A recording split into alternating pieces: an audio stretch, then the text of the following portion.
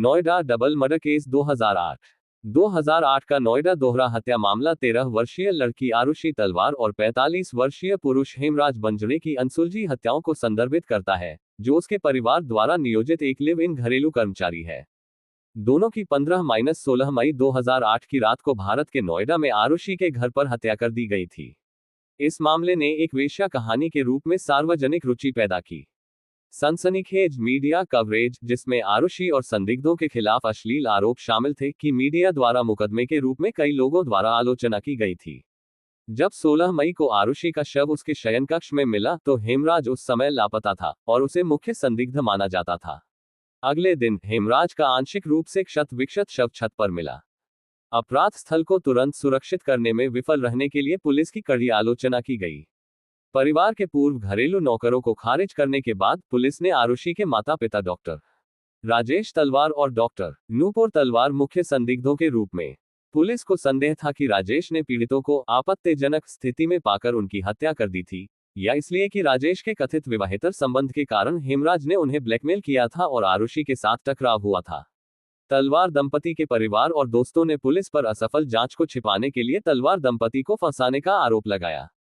इसके बाद मामला सीबीआई को स्थानांतरित कर दिया गया, जिसने माता पिता को बरी कर दिया और तलवार दंपति के सहायक कृष्णा थादरई और 2 घरेलू नौकरों राजकुमार और विजय मंडल पर संदेह जताया। तीनों लोगों से की गई नाको पूछताछ के आधार पर सीबीआई ने माना कि उन्होंने आरुषि को यौन उत्पीड़न के प्रयास के बाद और हेमराज को गवाह होने के कारण मार डाला था। सीबीआई पर स्वीकारोक्ति निकालने के लिए संदिग्ध तरीकों का उपयोग करने का आरोप लगाया गया था और तीनों लोगों को सबूतों के अभाव में रिहा कर दिया गया था। 2009 में सीबीआई ने एक नई टीम को जांच सौंपी, जिसने मामले को बंद करने की सिफारिश की। परिस्थितिजन्य साक्ष्य के आधार पर इसने राजेश तलवार को एकमात्र संदिग्ध के रूप में नामित किया, लेकिन सबूतों में महत्वपूर्ण अंतराल के कारण उस पर आरोप लगाने से इनकार कर दिया। माता पिता ने राजेश तलवार पर सीबीआई के संदेह को आधारहीन बताते हुए क्लोजर रिपोर्ट का विरोध किया। इसके बाद एक विशेष सीबीआई अदालत ने सीबीआई के इस दावे को खारिज कर दिया कि पर्याप्त सबूत नहीं है और तलवार दंपति के खिलाफ कार्यवाही का आदेश दिया। नवंबर 2013 में माता पिता को दोषी ठहराया गया और आजीवन कारावास की सजा सुनाई गई। इस आलोचना के बीच की निर्णय कमजोर सबूतों पर आधारित था। तलवार दंपति ने इलाहाबाद उच्च न्यायालय में इस फैसले को सफलतापूर्वक चुनौती दी, जिसने उन्हें 2017 में बरी कर दिया। मामला अभी भी अनसुलझा है। आरुषि तलवार दिल्ली पब्लिक स्कूल की 13 वर्षीय छात्रा थी। वह एक दंत चिकित्सक दंपति डॉक्टर राजेश तलवार और डॉक्टर नूपुर तलवार की बेटी थी। यह परिवार भारत के उत्तर प्रदेश के नोएडा के सेक्टर 25 जलवायु विहार में एक अपार्टमेंट में रहता था। राजेश और नूपुर ने नोएडा के सेक्टर 27 में अपने क्लिनिक में एक साथ प्रैक्टिस की। उन्होंने फोर्टिस अस्पताल में भी रोगियों को देखा, जहां राजेश दंत चिकित्सा विभाग का नेतृत्व करते थे। इसके अलावा राजेश ग्रेटर नोएडा के आईटीएस डेंटल कॉलेज में पढ़ाते थे। अनीता और प्रफुल्ल दुर्रानी, एक अन्य दंत चिकित्सक दंपति और तलवार दंपति के करीबी पारिवारिक मित्र, एक ही शहर में रहते थे। दंपति ने तलवार दंपति के साथ नोएडा क्लिनिक साझा किया। राजेश और अनीता सुबह 9 बजे से रात 12 बजे तक क्लिनिक में काम करते थे, जबकि प्रफुल्ल और नूपुर शाम 5 बजे से शाम 7 बजे तक वहां काम करते थे। दुर्रानियों और तलवारों ने दिल्ली के हौस खास इलाके में एक क्लिनिक भी साझा किया। यम प्रसाद बंजड़े, जिन्हें हेमराज के नाम से जाना जाता है, तलवार परिवार के घरेलू सहायक और रसोइये थे। वे नेपाल के अर्घखांची जिले के धारापानी गांव के रहने वाले थे। हत्याओं से पहले की घटनाएं। 15-16 मई 2008 की रात को हत्याएं निम्नलिखित घटनाओं से पहले थीं। 9 बजे से पहले 15 मई 2008 को नूपुर तलवार ने अपने क्लिनिक में सुबह 9 बजे से दोपहर 1 बजे तक काम किया। उसने दोपहर 1:30 बजे आरुषि को स्कूल से उठाया और अपने जलवायु विहार अपार्टमेंट में लौट आए। नूपुर की सह बहन वंदना तलवार, राजेश के भाई दिनेश की पत्नी, दोपहर के भोजन के लिए उनके साथ शामिल हुई। फिर नूपुर और वंदना चली गईं, जबकि आरुषि घर पर ही रही। नूपुर ने फोर्टिस अस्पताल में शाम 4:30 बजे से शाम 7 बजे तक काम किया। शाम करीब 7:30 बजे वह घर लौटा। राजेश तलवार ने आईटीएस डेंटल कॉलेज में सुबह 8:45 बजे से दोपहर 3:30 बजे तक पढ़ाया और फिर रात 8:30 बजे तक क्लिनिक में मरीजों को देखा। 9 बजे से 10 बजे तक राजेश और उनके ड्राइवर उमेश शर्मा रात करीब 9:30 बजे जलवायु विहार लौट आए। शर्मा ने राजेश को अपार्टमेंट की इमारत के सामने छोड़ दिया और नूपुर के माता पिता के घर पर कार पार्क करने के लिए चले गए, जो पैदल दूरी के भीतर था। शर्मा रात करीब 9:40 बजे तलवार के घर कार की चाबी और राजेश का बैग हेमराज को सौंपने के लिए लौटे, जिन्होंने परिवार के लिए रात का खाना बनाया था। शर्मा ने नूपुर और आरुषि को डाइनिंग टेबल के पास देखा और राजेश अपने बेडरूम से बाहर आ रहा था। वह आरुषि और हेमराज को जीवित देखने वाले अंतिम ज्ञात बाहरी व्यक्ति थे। 10 बजे-11 बजे तलवार दंपति के अनुसार रात के खाने के बाद वे आरुषि के कमरे में गए और उन्हें सोनी DSCW-130 डिजिटल कैमरा दिया। 8 कैमरा उस दिन पहले कुरियर के माध्यम से आया था और हेमराज को प्राप्त हुआ था। राजेश ने मूल रूप से इसे आरुषि को उसके जन्मदिन 24 मई पर देने की योजना बनाई थी, लेकिन नूपुर ने राजेश को उस दिन आरुषि को जन्मदिन के पहले उपहार के रूप में देने के लिए राजी किया। आरुषि ने रात 10:10 बजे अपनी और अपने माता पिता की कई तस्वीरें क्लिक की।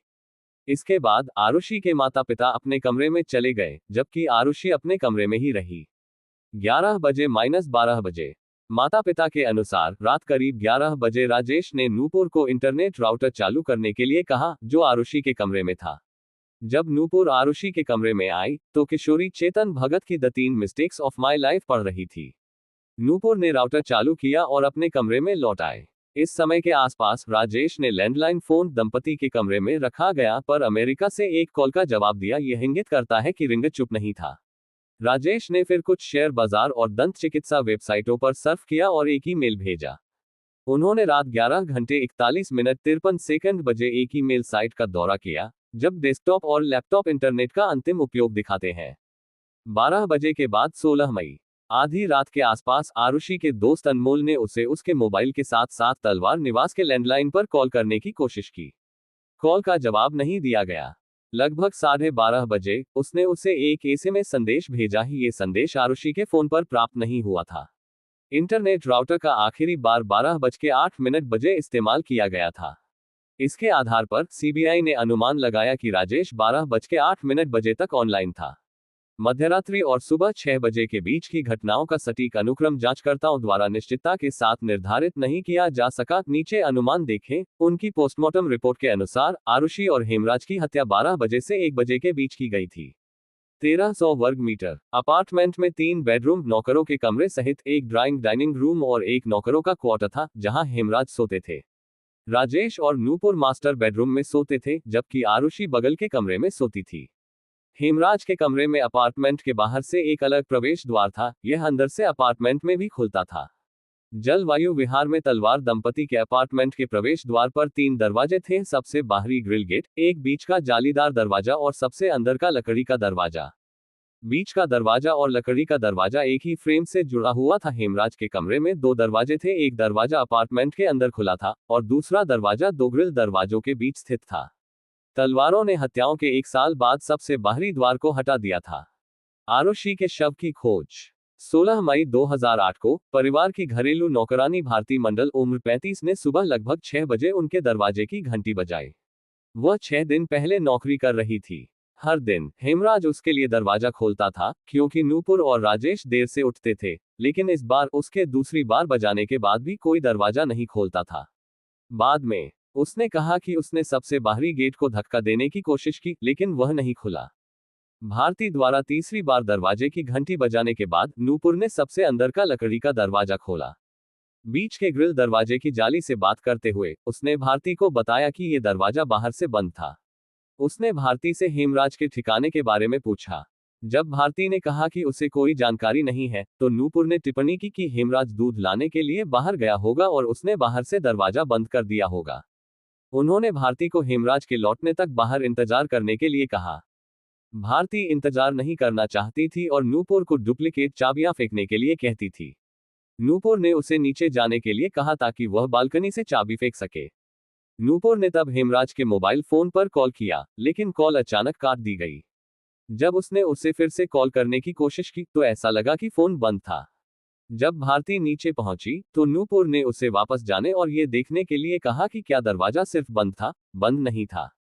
भारती ने जोर देकर कहा कि नूपुर वैसे भी चाबी फेंक दे ताकि दरवाजा बंद होने की स्थिति में उसे फिर से सीढ़ियां न लेनी पड़े। इसके बाद नूपुर ने चाबियां भारती के पास फेंक दी। तलवार दंपति के अनुसार इस समय तक राजेश भी जाग चुका था। उन्होंने बैठक कक्ष में प्रवेश किया और भोजन की मेज पर लगभग खाली स्कॉच विस्की की बोतल देखी, जिसने उन्हें आश्चर्यचकित कर दिया। उसने नूपुर से पूछा कि बोतल वहां किसने रखी थी, और फिर घबराकर उसे आरुषि का कमरा देखने के लिए कहा। आरुषि के कमरे में एक सेल्फ लॉकिंग दरवाजा था और यह आम तौर पर बंद रहता था। इसे चाबी से ही अंदर से या बाहर से खोला जा सकता था, लेकिन दंपति ने उस सुबह उसे खुला पाया। जब वे कमरे में घुसे तो उन्होंने देखा कि आरुषि का शव उसके बिस्तर पर पड़ा है। राजेश चिल्लाने लगा, जबकि नूपुर चुप रही, सदमे के कारण, उसके अनुसार। इस बीच भारती सबसे बाहरी द्वार पर लौट आए। उसने उसे धक्का दिया और वह बिना चाबी के खुल गया। उसने पाया कि बीच का दरवाजा बंद था, लेकिन बंद नहीं था। उसने ताला खोला और अंदर चली गई। जब वह अपार्टमेंट में घुसी तो उसने राजेश और नूपुर को रोते हुए देखा। नूपुर ने उसे आरुषि के कमरे में आने के लिए कहा। नूपुर के अंदर जाते ही भारती कमरे के प्रवेश द्वार पर खड़ी हो गई। आरुषि का शरीर उसके बिस्तर पर पड़ा था, वह एक फ्लैनेल कंबल से ढका हुआ था। नूपुर ने कंबल खींचा और भारती ने देखा कि आरुषि का गला कटा हुआ है। दोनों माता पिता ने नौकरानी के सामने आरुषि की हत्या के लिए हेमराज को दोषी ठहराया। भारती पड़ोसियों को सूचित करने के लिए अपार्टमेंट से बाहर चली गई। वह घर लौटी और तलवार दंपति से पूछा कि क्या वे चाहते हैं कि वह दैनिक घरेलू काम करे। जब उन्होंने नहीं कहा तो वह दूसरे घरों में काम करने लगी। तलवारों ने अपने परिवार और दोस्तों को बुलाया। तलवार दंपति के नीचे एक मंजिल पर रहने वाले पड़ोसी पुनीश राय टंडन ने जलवायु विहार के सुरक्षा गार्ड वीरेंद्र सिंह से पुलिस को सूचित करने के लिए कहा।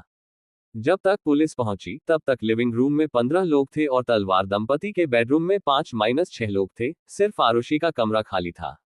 अपराध स्थल को पूरी तरह से रौंद दिया गया था। एक समृद्ध पड़ोस में एक हत्या की कहानी ने कई मीडिया कर्मियों को भी आकर्षित किया, जो सुबह 8 बजे तक घर के चारों ओर जमा हो गए। संदिग्ध के रूप में हेमराज। 16 मई को लापता नौकर हेमराज मुख्य संदिग्ध था। राजेश ने अपनी पुलिस शिकायत में अपनी बेटी की हत्या के लिए हेमराज को दोषी ठहराया। उसने बार बार पुलिस को अपार्टमेंट में समय बर्बाद करने के बजाय हेमराज का पीछा करने के लिए कहा और उन्हें नेपाल में हेमराज के पैतृक गांव जाने के लिए 25,000 रुपये की पेशकश की।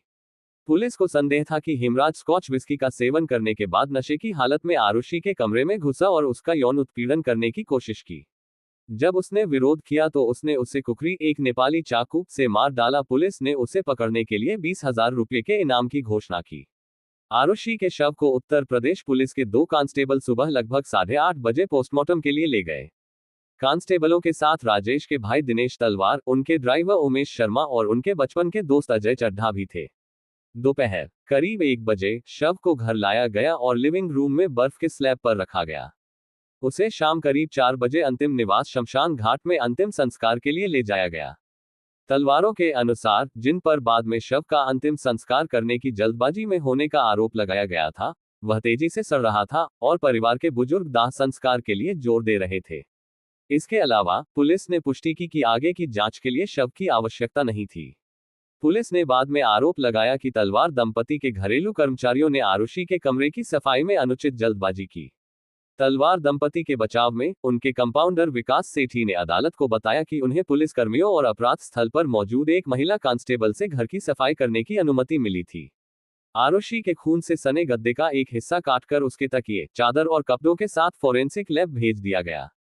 विकास सेठी ने बाद में गवाही दी कि उन्होंने 3 अन्य लोगों के साथ गद्दे के शेष हिस्से को छत पर फेंकने की कोशिश की, लेकिन उसे बंद पाया।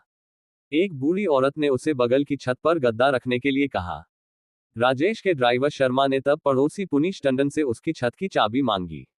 इससे पहले शाम 4 बजे भी शर्मा ने टंडन से चाबी मांगी थी और कहा था कि उन्हें आरुषि के शव के लिए लाई गई बर्फ को फेंकने की जरूरत है। इस बार टंडन ने खुद छत खोली। शर्मा, सेठी और 2 अन्य लोगों ने गद्दे को अपनी छत पर खींच लिया। टंडन ने फिर छत के दरवाजे को बंद कर दिया। उनमें से किसी ने भी हेमराज के शव को नहीं देखा, जो बगल की छत पर पड़ा था, जिसे एक ग्रिल दीवार से अलग किया गया था। सीबीआई के अनुसार जब 16 मई को दोपहर के 3 बजे और शाम के 6 बजे के बीच पोस्टमार्टम रिपोर्ट लिखी जा रही थी, तो दिनेश तलवार, डॉक्टर सुशील चौधरी, दिनेश के दोस्त और ICARE नेत्र अस्पताल के अध्यक्ष, और के गौतम, सेवानिवृत्त पुलिस उपाधीक्षक, के बीच टेलीफोन पर बातचीत की एक श्रृंखला हुई थी। के गौतम ने 2012 में बाद में सीबीआई अदालत में गवाही देते हुए कहा कि चौधरी ने उनसे पोस्टमार्टम रिपोर्ट से यौन उत्पीड़न के किसी भी संदर्भ को हटाने का अनुरोध किया था, लेकिन उन्होंने ऐसा करने से इनकार कर दिया। उन्होंने अदालत को बताया कि उन्होंने सीबीआई की पहली टीम के सामने इस घटना का उल्लेख किया था, लेकिन उन्होंने अपने रिकॉर्ड से इस जानकारी को छोड़ दिया। हेमराज के शरीर की खोज। 16 मई की सुबह तलवार दंपति के घर आने वाले लोगों ने छत के दरवाजे के हैंडल पर कुछ खून के धब्बे देखे। राजेश के पूर्व सहयोगियों राजीव कुमार वार्ष्णेय और रोहित कोचर ने बाद में पुलिस को बताया कि उन्होंने छत के दरवाजे, उसके ताले और छत की ओर जाने वाली सीढ़ियों पर खून के धब्बे देखे।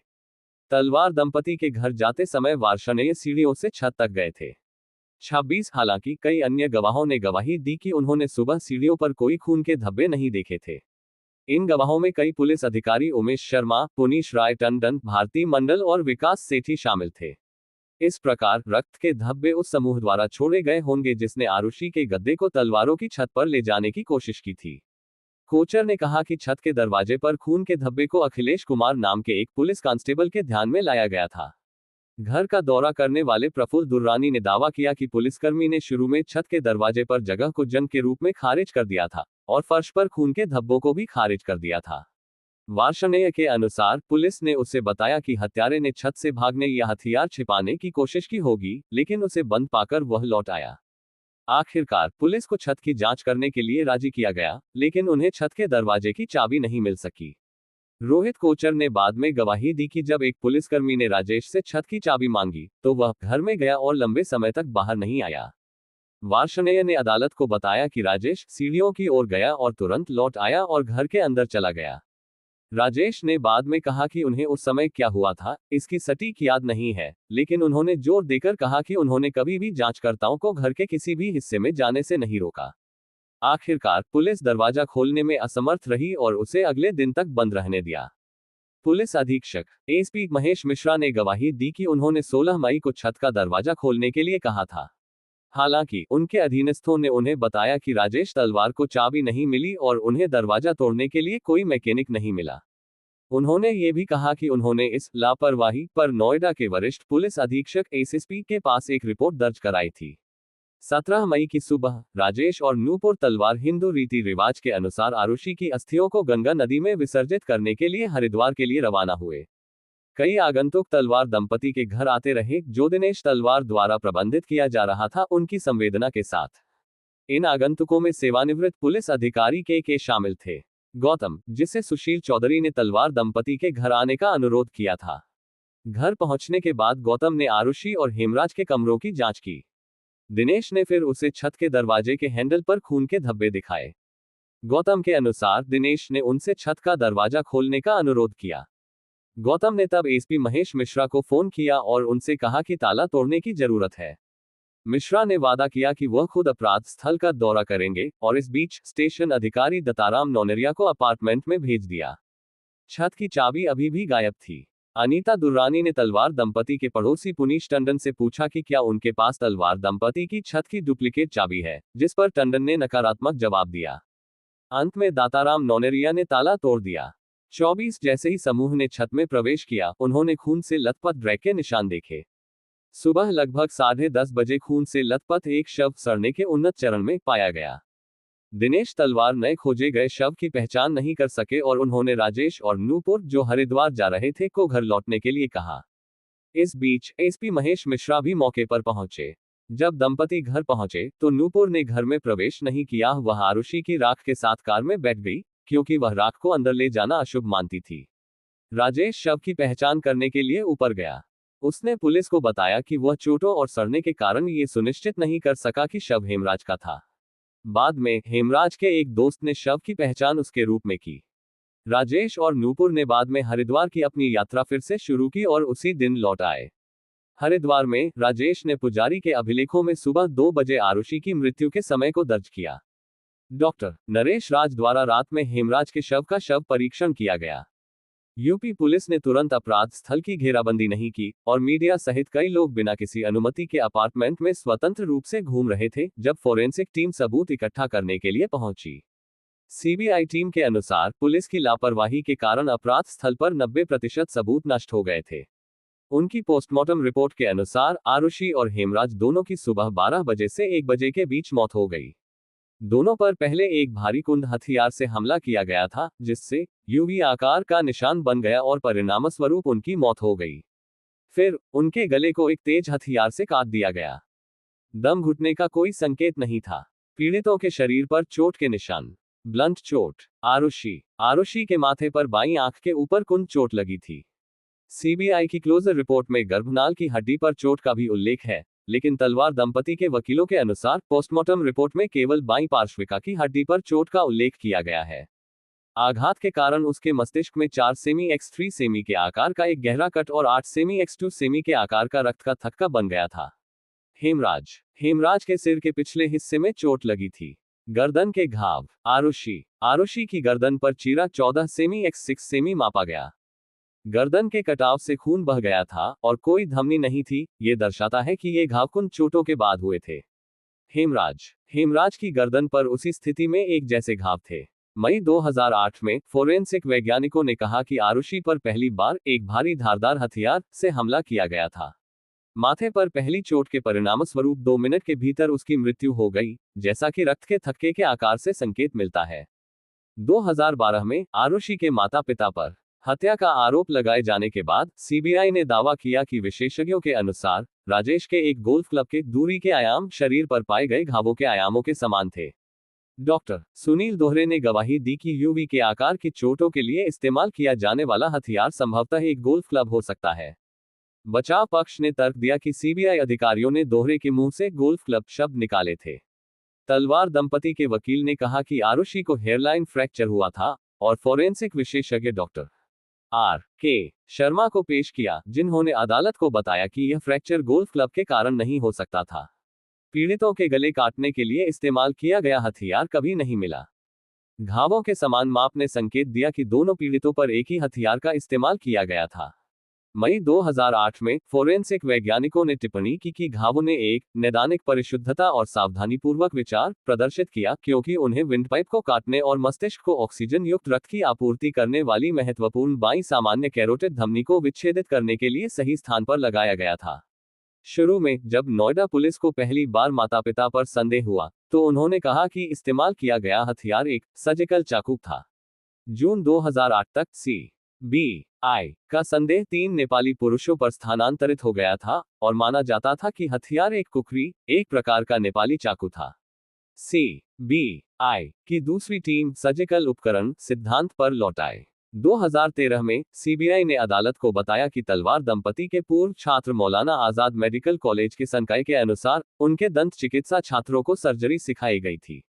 बचाव पक्ष ने तर्क दिया कि एक दंत चिकित्सक के स्केलपेल में लगभग 1 सेंटीमीटर की काटने की सतह होती है। उपकरण कैरोटिड धमनी के माध्यम से काटने के लिए बहुत नाजुक होता है। बचाव पक्ष के गवाह डॉक्टर R.K. शर्मा के अनुसार घाव सर्जिकल स्केलपेल नम 10 दंत चिकित्सक द्वारा उपयोग नहीं किया जाता है या कुकरी। आरुषि का कमरा। आरुषि का शव उसके बिस्तर पर पड़ा हुआ था, जो एक सफेद फ्लैनल कंबल से ढका हुआ था। उसका चेहरा उसके स्कूल बैग से ढका हुआ था। तकिया, बिस्तर, दीवारों, फर्श और शयन कक्ष के दरवाजे के सामने की ओर खून था। हालांकि खिलौनों, स्कूल बैग और बिस्तर के पीछे रखे गुलाबी तकिए पर खून नहीं था। ये वस्तुएं छितरे हुए रक्त क्षेत्र की सीमा के भीतर थीं, जो इंगित करता है कि उन्हें हत्या के बाद बिस्तर पर रखा गया था। आरुषि का शरीर बिस्तर पर बिना किसी परेशानी के पड़ा हुआ था और चादर को सुचारू रूप से बिछाया गया था। सीबीआई के अनुसार the 3 mistakes of my life पुस्तक पर कोई रक्त के धब्बे नहीं पाए गए, जिसे आरुषि अपनी हत्या से पहले पढ़ रही थी। आरुषि का शरीर। डॉक्टर सुनील दोहरे द्वारा लिखित 2008 की पोस्टमार्टम रिपोर्ट में आरुषि के जननांग क्षेत्र को कुछ भी असामान्य नहीं पाया गया के रूप में चिन्हित किया गया था। इस प्रकार एक यौन हमले को खारिज कर दिया गया था, लेकिन उसकी योनि में सफेद निर्वहन की उपस्थिति का भी उल्लेख किया गया था।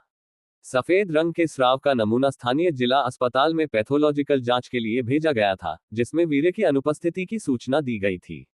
हालांकि बाद में 2009 में जब इस योनि के स्वाब के नमूने को सीबीआई की फोरेंसिक प्रयोगशालाओं में भेजा गया था, तो संदेह था कि इसके साथ छेड़छाड़ की गई थी। नीचे देखें। अंततः सीबीआई ने निष्कर्ष निकाला कि नमूना दूषित हो गया था, लेकिन जानबूझकर छेड़छाड़ नहीं की गई थी। बाद में स्त्री रोग विशेषज्ञ डॉक्टर उर्मिला शर्मा ने गवाही दी कि मासिक धर्म चक्र की शुरुआत के बाद 13 और 14 साल की लड़कियों में सफेद निर्वहन सामान्य है। बिस्तर की चादर पर उसके श्रोणि क्षेत्र के नीचे एक गीला गोलाकार निशान था, जो मूत्र नहीं था। उसके पायजामे पर ऐसा कोई गीला पैच नहीं था जिसे खोला गया था। उसके अंडरवियर पर कोई मूत्र या कोई अन्य शारीरिक तरल पदार्थ भी नहीं मिला था। ऐसा प्रतीत होता है कि आरुषि के निचले कपड़ों को ऊपर खींचा गया था या नीचे खींचा गया था, क्योंकि उसके नितंब में दरार दिखाई दे रही थी। सीबीआई को संदेह था कि उसके श्रोणि क्षेत्र को साफ किया गया था और पायजामा को बाद में खींचा गया था। बाद में 2012 में डॉक्टर दोहरे ने कहा कि आरुषि के निजी अंग असाधारण रूप से फैले हुए थे, हालांकि बलात्कार के कोई संकेत नहीं थे। 9 उन्होंने कहा कि उनका हाइमेन फट गया था और उसमें एक पुराना आंसू था। उन्होंने ये भी कहा कि उनकी योनि का छिद्र अनुचित रूप से बड़ा था, उनके गर्भाशय ग्रीवा का मुंह दिखाई दे रहा था और सफेद निर्वहन योनि तक ही सीमित था, जब इसे पूरे क्षेत्र में फैलना चाहिए था।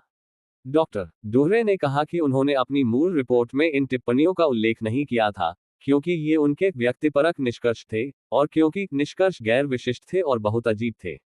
उन्होंने कहा कि आरुषि के शरीर पर पाए गए चौड़े योनि द्वार का परिणाम केवल तभी हो सकता था जब किसी ने इसे हेरफेर किया जब कठोर मृत्यु हो रही थी। इस प्रकार उन्होंने निष्कर्ष निकाला कि ऐसा लगता है कि आरुषि की मृत्यु के बाद उसके गुप्तांगों को साफ कर दिया गया था। हेमराज का शरीर और छत। हेमराज की मृत्यु के बाद उनके शरीर को छत पर कम से कम 20 फीट घसीटा गया था, जैसा कि उनकी कोहनी पर खून के निशान और घर्षण से स्पष्ट होता है। शव एयर कंडीशनर एस बड़ी की बाहरी इकाई के पास छत के प्रवेश द्वार के बाईं ओर पड़ा था और छत के कूलर से एक पैनल से ढका हुआ था। ऐसा प्रतीत होता है कि शव को एसी यूनिट की ओर खींचा गया था, क्योंकि खून की मात्रा एसी यूनिट के पास अधिक थी। एफएसएल गांधीनगर के एक विशेषज्ञ के साथ साथ सीएफएसएल के विशेषज्ञों की एक टीम ने निष्कर्ष निकाला कि छत पर ड्रैग का निशान एक चादर में रखे जाने के बाद खून से लथपथ शरीर को घसीटने के कारण था। इससे संदेह पैदा हुआ कि हेमराज की हत्या कहीं और की गई होगी और उसे छिपाने के लिए उसके शरीर को छत पर घसीटा गया। हालांकि जून 2008 में सीबीआई की यूवी लाइट परीक्षण टीम ने बताया कि उसे छत के अलावा कहीं भी हेमराज के खून के धब्बे नहीं मिले। इसलिए जब तक हत्यारा मूल हत्या स्थल को साफ नहीं करता, ऐसा लगता है कि हेमराज को छत पर मार दिया गया था। 17 मई को छत की ओर जाने वाली सीढ़ियों पर पाया गया खून उस गद्दे से आया होगा जिसे सफाईकर्मी छत पर फेंकने की कोशिश कर रहे थे। तलवार दंपति की छत को पड़ोसी छत से अलग करने वाली लोहे की ग्रिल पर एक डबल बेड कवर लपेटा गया था। जांचकर्ताओं को छत की दीवार पर खून से सना ताड़ का निशान मिला। बाद में खून की पहचान हेमराज के रूप में की गई, लेकिन निशान की पहचान नहीं की जा सकी। पुलिस ने छत पर खून से सने जूतों के निशान की भी तस्वीर खींची। जूतों का आकार 8 या 9 था। तलवार दंपति के वकील पिनाकी मिश्रा के अनुसार, जिन लोगों को हेमराज का शव मिला था, उन्होंने उसके मुंह में बाल देखे, संभवतः उसके हत्यारे के। लेकिन पुलिस ने इसकी जांच नहीं की। आरुषि के शरीर के विपरीत, जिसमें पेट में अपचित भोजन था, हेमराज के पेट में सिर्फ 25 मिलीलीटर तरल था, जो दर्शाता है कि उन्होंने रात का खाना नहीं खाया था। इस साक्ष्य का समर्थन इस तथ्य से भी होता है कि 16 मई की सुबह रसोई में उनका रात्रिभोज अछूता पाया गया था। 2012 में आरुषि के माता पिता के खिलाफ संदिग्ध के रूप में कार्यवाही के दौरान डॉक्टर नरेश राज ने अदालत को बताया कि जब हेमराज के शरीर को शव परीक्षण के लिए लाया गया तो उसका लिंग सूज गया था। उनके अनुसार इसका मतलब था कि वह या तो संभोग के बीच में था या संभोग करने वाला था। बचाव पक्ष के वकील ने एक चिकित्सा पुस्तक का हवाला दिया जिसमें कहा गया था कि मृत्यु के बाद लिंग की यह सूजन सामान्य थी। जवाब में डॉक्टर ने कहा कि उनका निष्कर्ष किसी चिकित्सा प्राधिकरण पर आधारित नहीं था, बल्कि उनके अपने विवाहित जीवन के अनुभवों पर आधारित था। हेमराज का कमरा। 1 जुलाई 2008 को पहली सीबीआई टीम ने के गौतम का एक बयान दर्ज किया, जिसमें हेमराज के कमरे का वर्णन किया गया था, क्योंकि उन्हें यह 17 मई को मिला था। इस बयान के अनुसार गौतम ने 3 गिलास देखे, जिनमें से 2 में कुछ मात्रा में शराब थी, जबकि तीसरा खाली था। उन्हें 3 बोतलें भी मिली, किंगफिशर बियर, एक स्प्राइट और सुला विस्की। बाद में हेमराज का डीएनए किंगफिशर की बोतल पर पाया गया। हालांकि सीबीआई के जांचकर्ताओं के अनुसार वह एक टोटला था। गौतम ने नौकर के शौचालय का भी दौरा किया, जहां उसे 1 से अधिक व्यक्तियों का मूत्र मिला। बयान के अनुसार उन्होंने हेमराज के गद्दे पर एक अवसाद भी देखा, जो उनके कमरे में 3 लोगों की उपस्थिति की ओर इशारा कर रहा था। हालांकि 2012 में गौतम ने अदालत को बताया कि किसी भी चश्मे में शराब नहीं थी। उन्होंने ये भी कहा कि उन्होंने गद्दे की स्थिति के आधार पर कमरे में 3 लोगों की उपस्थिति का सुझाव नहीं दिया था। विसंगतियों के बारे में पूछे जाने पर उन्होंने कहा कि जांच अधिकारी से पूछा जाना चाहिए कि उनके बयान सही तरीके से क्यों दर्ज नहीं किए गए। उन्होंने कहा कि सीबीआई की पहली टीम के एक अधिकारी ने अपनी कही कई बातों को तोड़ मरोड़ कर पेश किया, ऐसी बातें जोड़ी जो उन्होंने नहीं कही थी और एक ऐसा बयान दिया जो उस समय की जांच के अनुरूप था। दरवाजे और चाबियां। अपार्टमेंट में जबरन घुसने के कोई संकेत नहीं मिले थे और सुबह बीच वाली ग्रिल का दरवाजा बाहर से बंद पाया गया था। घर के प्रवेश द्वार की चाबियों के दो ज्ञात सेट थे। एक सेट तलवार के पास था और दूसरा हेमराज के पास। नूपुर ने 16 मई की सुबह नौकरानी को चाबियों का एक गुच्छा फेंक दिया। सीबीआई के अनुसार नूपुर ने ये चाबियां हेमराज के कमरे से ली थीं। नूपुर के अनुसार हेमराज की चाबियां आमतौर पर साइड बोर्ड पर रखी जाती थीं, लेकिन उस सुबह उन्हें वे नहीं मिली, इसलिए उन्होंने अपनी चाबियां नौकरानी को फेंक दी। यह सवाल कि यह चाबी नूपुर की थी या हेमराज की, शुरू में जांच के लिए प्रासंगिक था, क्योंकि ऐसी रिपोर्टें थीं कि बीच वाली ग्रिल के दरवाजे को बाहर से एक चाबी से बंद किया गया था। अगर दोनों चाबियां अंदर थीं और सीबीआई सही थी, तो इसका मतलब ये हो सकता है कि माता पिता ने दरवाजा बंद किया, फिर हेमराज के दरवाजे से अपने अपार्टमेंट के अंदर गए, जिसे उन्होंने जांचकर्ताओं को गुमराह करने के लिए अंदर से बंद कर दिया था। हालांकि बाद में नौकरानी भारती की अदालत में गवाही से यह स्थापित हो गया कि दरवाजा सिर्फ बाहर से बंद था। इस प्रकार अगर हत्यारे माता पिता नहीं थे, तो वे सबसे अंदर का लकड़ी का दरवाजा बंद कर सकते थे, जो बंद होने पर अपने आप बंद हो जाता था, और फिर बीच के ग्रिल वाले दरवाजे को बाहर से बंद कर सकते थे। जब नौकरानी भारती 16 मई की सुबह घर आई, तो उसने सबसे बाहरी गेट को धक्का देने की कोशिश की, लेकिन वह उसे खोल नहीं पाई। जब वह चाबियों का गुच्छा, जिसे नूपुर ने नीचे फेंक दिया था, लेने के बाद वापस गेट पर आई, तो वह उसे धक्का देकर खोल सकी। सीबीआई ने यह अनुमान लगाया कि गेट मूल रूप से अंदर से बंद था। जब भारती चाबियां लेने नीचे गई, तो नूपुर हेमराज के कमरे से होते हुए आए और उसने गेट खोल दिया। सितंबर 2012 में बचाव पक्ष ने दावा किया कि नौकरानी भारती मंडल एक प्रशिक्षित गवाह थी, जैसा कि उसने अदालत को बताया था कि जो समझा गया वही बयान दे रही हूं। हालांकि भारती ने इस बात से इनकार किया कि उसने सीबीआई के दबाव में कोई गलत बयान दिया था। बचाव पक्ष ने कहा कि यह दरवाजा बंद नहीं था और राजेश के ड्राइवर उमेश शर्मा को गवाह के तौर पर पेश किया, जिसने कहा कि इस सबसे बाहरी दरवाजे को जोर से धक्का देकर खोला जा सकता है। छत के दरवाजे की चाबी कभी नहीं मिली। तलवार दंपत्ति के अनुसार ये चाबी हेमराज की चाबियों के गुच्छे में मौजूद थी, जो हत्याओं के बाद गायब हो गई थी। आरुषि के कमरे का दरवाजा और घर का मुख्य दरवाजा बंद होने पर अपने आप बंद हो जाता था। आरुषि का दरवाजा या तो अंदर से खोला जा सकता था या बाहर से चाबी से। आमतौर पर उसका कमरा रात में बंद रहता था और उसकी चाबियां नूपुर के बिस्तर के पास होती थीं। आरुषि के कमरे में जबरन घुसने का कोई संकेत नहीं मिला। 16 मई की सुबह चाबी घर के प्रवेश द्वार के पास लिविंग रूम में एक फ्रेम वाली दीवार की मूर्ति के ऊपर जूते के आकार की चाबी की रिंग में मिली। नूपुर ने बाद में पुलिस को बताया कि उन्हें यकीन नहीं है कि पिछली बार जब वह रात 11 बजे कमरे में दाखिल हुई थी, तो उन्होंने आरुषि का दरवाजा बंद किया था या नहीं, और अगर उन्होंने किया था तो हो सकता है कि उन्होंने चाबी के स्लॉट में चाबियां लटकी रहने दी हो। उनका दावा है कि उन्होंने कई झूठ डिटेक्टर, ब्रेन मैपिंग और नार्को एनालिसिस टेस्ट में यह बात कही है, जिसमें वे पास हो गई है। 2013 में एसपी महेश कुमार मिश्रा ने अदालत को बताया कि 16 मई 2008 को राजेश तलवार ने दावा किया था कि उन्होंने पिछली रात 11:30 बजे आरुषि के कमरे को बाहर से बंद कर दिया था। राजेश ने उन्हें यह भी बताया कि वे अपने बेडरूम का दरवाजा अंदर से बंद करना भूल गए थे और कोई उनके कमरे से आरुषि के कमरे की चाबी चुरा सकता था। Phone record. आरुषि और हेमराज दोनों के पास मोबाइल फोन थे, लेकिन हत्या के बाद दोनों फोन गायब हो गए थे। हेमराज ने इलेक्ट्रॉनिक सीरियल नंबर #20CFA31 के साथ टाटा इंडिकॉम मोबाइल का इस्तेमाल किया। 65 सिम कार्ड राजेश के नाम पर पंजीकृत था। 15 मई को हेमराज को तलवार दंपत्ति के क्लिनिक से 2 कॉल आए थे। शाम 4:58 बजे की पहली कॉल 10 मिनट तक चली और शाम 5:37 बजे की दूसरी कॉल 2:02 मिनट तक चली। राजेश उस समय अपने हौस खास क्लिनिक में काम कर रहे थे, जबकि नूपुर नोएडा के दूसरे इलाके फोर्टिस अस्पताल में थी, जैसा कि उनके मोबाइल फोन रिकॉर्ड से पता चलता है। तलवार दंपत्ति के बचाव पक्ष के वकील ने बाद में दावा किया कि कृष्ण थदराय उस समय नोएडा क्लिनिक में काम कर रहे थे। हेमराज को उनके जीवनकाल में आखिरी कॉल रात 8:27 बजे की गई थी और यह 6 मिनट तक चली थी। कॉल सेक्टर 31 के एक पीसीओ से की गई थी। पीसीओ तलवार दंपत्ति के अपार्टमेंट से 1 किलोमीटर दूर स्थित था। जांचकर्ता ये पता लगाने में असमर्थ थे कि यह कॉल किसने की थी। फोन रिकॉर्ड ने पुष्टि की कि नूपुर ने 16 मई को सुबह 6:01 बजे तलवार दंपत्ति के लैंडलाइन से हेमराज के फोन पर कॉल किया था। कॉल उठाया गया, लेकिन 2 सेकंड बाद डिस्कनेक्ट हो गया। यह फोन पर प्राप्त अंतिम कॉल थी, जो निठारी गांव के सेल टॉवर 1362/254 के कवरेज क्षेत्र में कहीं थी। सेल टॉवर का दायरा लगभग 1 किलोमीटर था और यह अपार्टमेंट परिसर को कवर करता था जिसमें तलवार दंपत्ति और थदराई रहते थे। इसलिए पुलिस को संदेह था कि हत्यारा 16 मई की सुबह घर के अंदर या उसके आसपास मौजूद था। हेमराज का फोन कभी नहीं मिला, लेकिन सीबीआई के अनुसार ये नंबर पंजाब में कुछ समय के लिए सक्रिय था।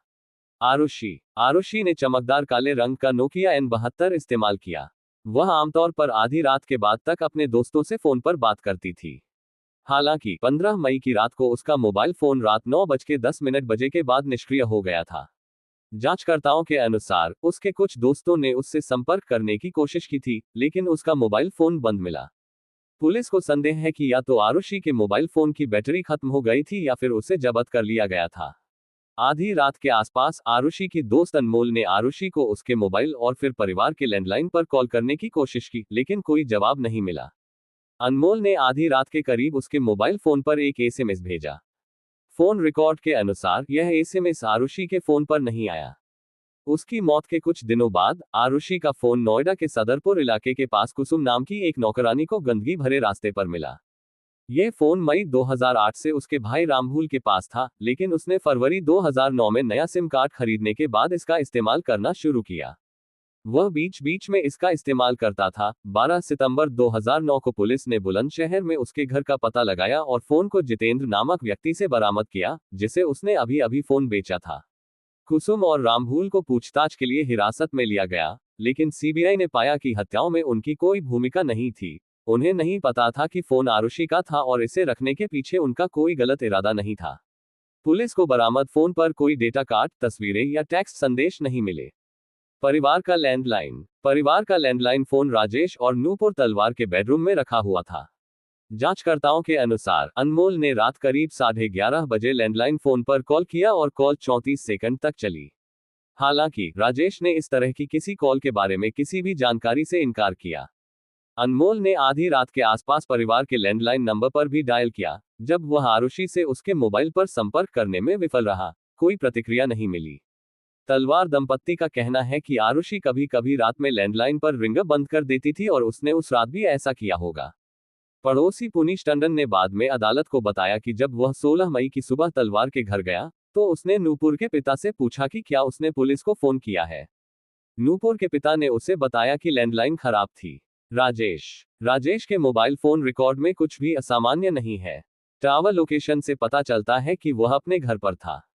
उसने रात 8 बजे तक अपनी साथी प्रैक्टिशनर अनीता दुर्रानी के साथ 16 कॉल का आदान प्रदान किया था। रात 9:50 बजे उन्होंने मुंबई में इम्प्रेशनर्स ट्रेडर्स को फोन किया, जिनसे उन्होंने इंडिया टाइम्स शॉपिंग के जरिए आरुषि का कैमरा मंगवाया था, शायद कैमरे की विशेषता के बारे में पूछने के लिए। रात 10:04 बजे उन्हें एक मरीज के पिता का फोन आया, जिसका अगले दिन अपॉइंटमेंट था। 10:06 बजे उन्होंने डॉक्टर मृदुल सेठ को अगले दिन होने वाली सर्जरी के बारे में सलाह लेने के लिए फोन किया। 10:15 बजे उन्हें विकास का फोन आया, सेठी, जो उनके हौस खास क्लिनिक में कर्मचारी है। 10:38 बजे उन्हें यूएई के नंबर से कॉल आया।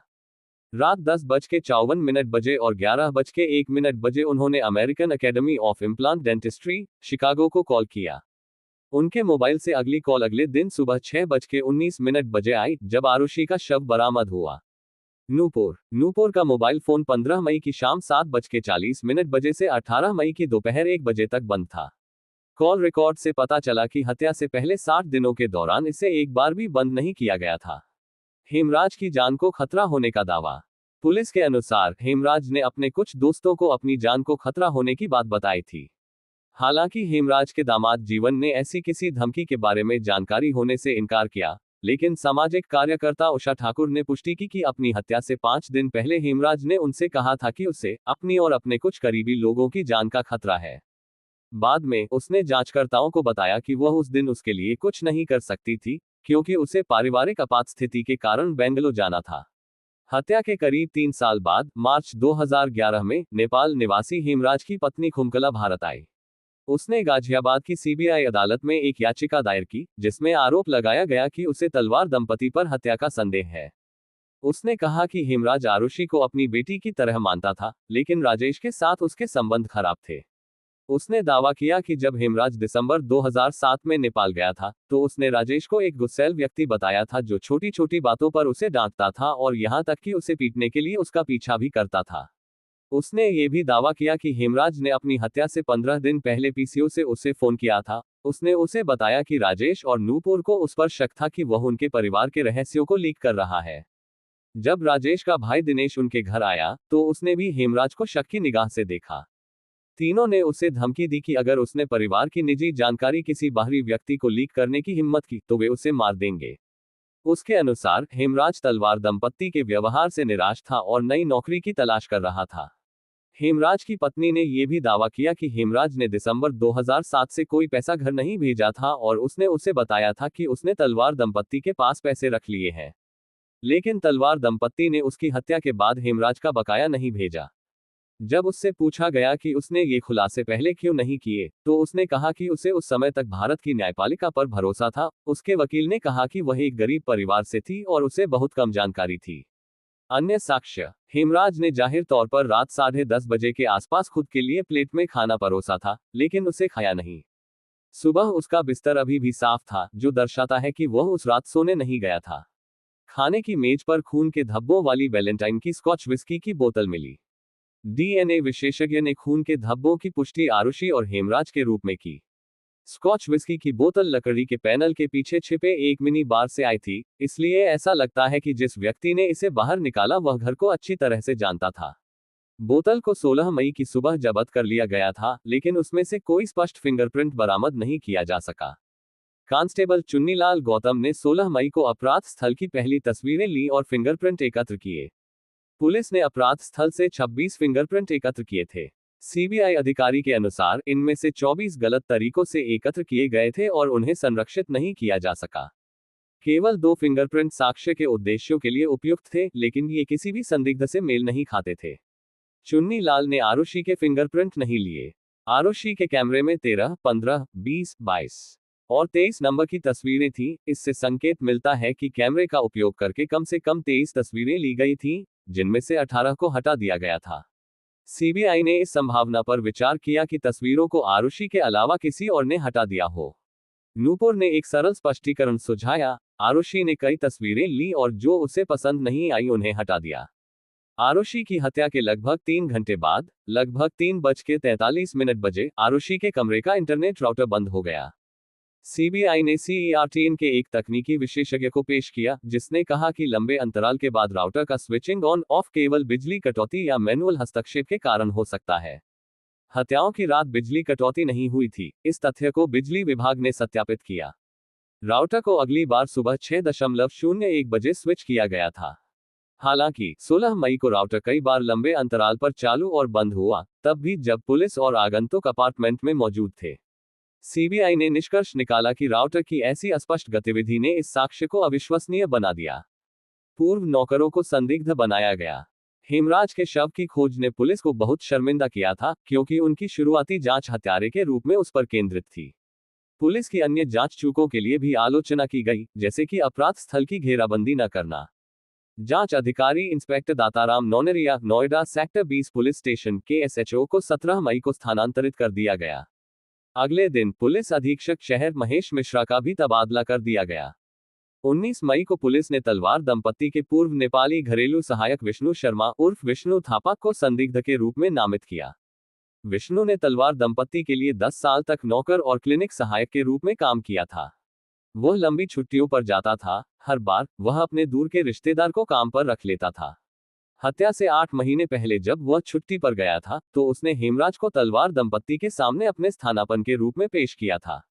हालांकि जब वह वापस लौटा, तो उसने खुद को नौकरी से बाहर पाया। तलवार दंपत्ति ने हेमराज को स्थायी कर्मचारी के रूप में रखना पसंद किया। पुलिस को संदेह था कि नाराज विष्णु ने हेमराज की हत्या उसकी नौकरी हड़पने के लिए की होगी, आरुषि की हत्या गवाह होने के कारण की गई होगी। विष्णु को तलवार दंपत्ति के पूर्व नौकरों के साथ हिरासत में लिया गया था। हालांकि पुलिस को ऐसा कोई सबूत नहीं मिला जो उसे हत्याओं से जोड़ता हो। यह पुष्टि की गई कि हत्या के दिन वह नेपाल में था। माता पिता संदिग्ध हैं। 21 मई को दिल्ली पुलिस ने यूपी पुलिस के साथ मिलकर जांच शुरू की। इस समय तक पुलिस और मीडिया ने कई कारणों से माता पिता पर संदेह करना शुरू कर दिया था। आरुषि और उसके माता पिता अलग अलग बेडरूम में के बिस्तरों के बीच की दूरी लगभग 7-8 फीट थी। फिर भी माता पिता ने दावा किया कि उन्होंने कोई आवाज नहीं सुनी और हत्याओं के दौरान सोए रहे। आरुषि के कमरे में जबरन प्रवेश का कोई संकेत नहीं था, जिसे आमतौर पर रात में बंद कर दिया जाता था। कमरे के बाहर कोई व्यक्ति इसे केवल एक चाबी से खोल सकता था, जो आमतौर पर नूपुर के बिस्तर के पास रखी जाती थी। माता पिता यह नहीं बता पाए कि हत्यारों को यह चाबी कैसे मिली, जो हत्या के बाद लिविंग रूम में मिली थी। 16 मई की सुबह राजेश ने पुलिस से कहा कि वे उसके घर में समय बर्बाद न करें और इसके बजाय हेमराज का पीछा करें। उसने नेपाल में हेमराज के पैतृक गांव में पुलिस के दौरे का खर्च उठाने की भी पेशकश की। इस प्रस्ताव को ध्यान भटकाने की रणनीति के रूप में देखा गया। राजेश ने छत के दरवाजे की चाबी के लिए पुलिस के अनुरोध को नजरअंदाज कर दिया। हेमराज के शव को छिपाने का प्रयास किया गया था, जैसा कि इस तथ्य से स्पष्ट है कि उसे कूलर पैनल से ढक दिया गया था और बगल की छत को अलग करने वाली लोहे की ग्रिल को चादर से ढक दिया गया था। पुलिस को संदेह था कि तलवार दंपत्ति ने हेमराज पर आरुषि की हत्या का आरोप लगाने की योजना बनाई थी और बाद में उसे ठिकाने लगाने के लिए उसके शव को छत पर छिपा दिया था। हालांकि मीडिया की चकाचौंध और आगंतुकों की लगातार भीड़ के कारण उनके लिए शव को हटाना असंभव हो गया। जब हेमराज का शव मिला तो राजेश ने पुलिस को बताया कि वह उसे पहचान नहीं सका। अपराध स्थल को सजाया गया था, आरुषि की चादर को छुआ नहीं गया था और उसके शरीर को एक सफेद फलालेन कंबल से ढक दिया गया था।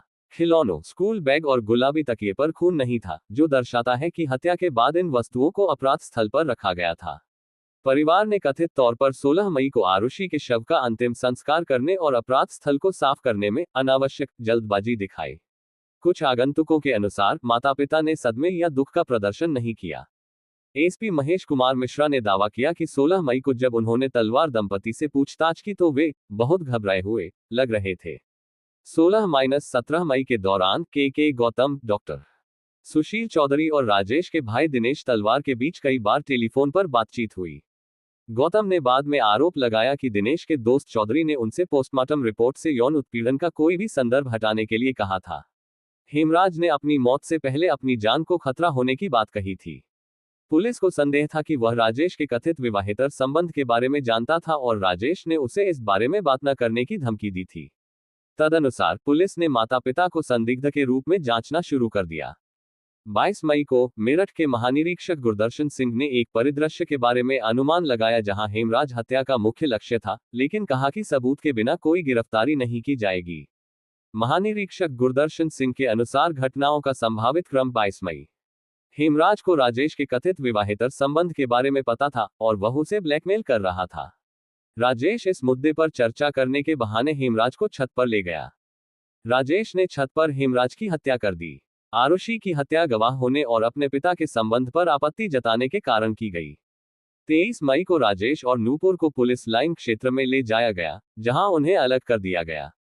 नूपुर को उसके चचेरे भाई और एक महिला कांस्टेबल के साथ एक कमरे में रखा गया, जबकि राजेश को गिरफ्तार कर स्थानीय मजिस्ट्रेट के पास ले जाया गया।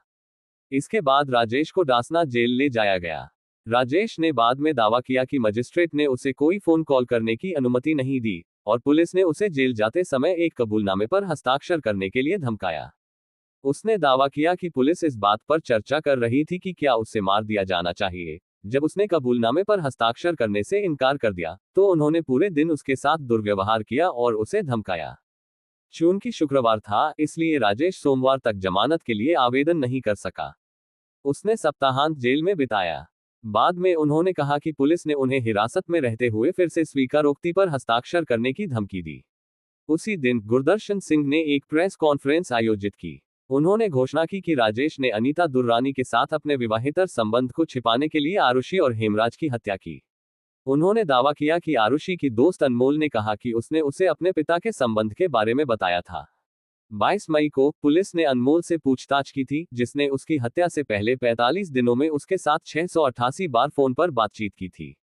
सिंह ने घटनाओं का निम्नलिखित संभावित क्रम प्रस्तुत किया, लेकिन किसी विशेष साक्ष्य का उल्लेख नहीं किया। इंस्पेक्टर जनरल गुरदर्शन सिंह के अनुसार घटनाओं का संभावित क्रम 23 मई। राजेश का अनीता दुर्रानी के साथ विवाहेतर संबंध था। आरुषि ने इस संबंध पर आपत्ति जताई। अपने पिता के व्यभिचार से परेशान होकर आरुषि ने हेमराज को अपने दिल की बात बताई या यहाँ तक कि उसके साथ यौन संबंध भी बनाए।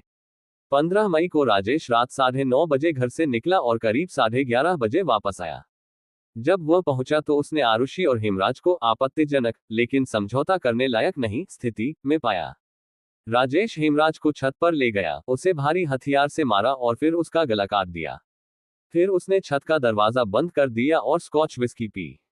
फिर उसने अपनी बेटी को मार डाला।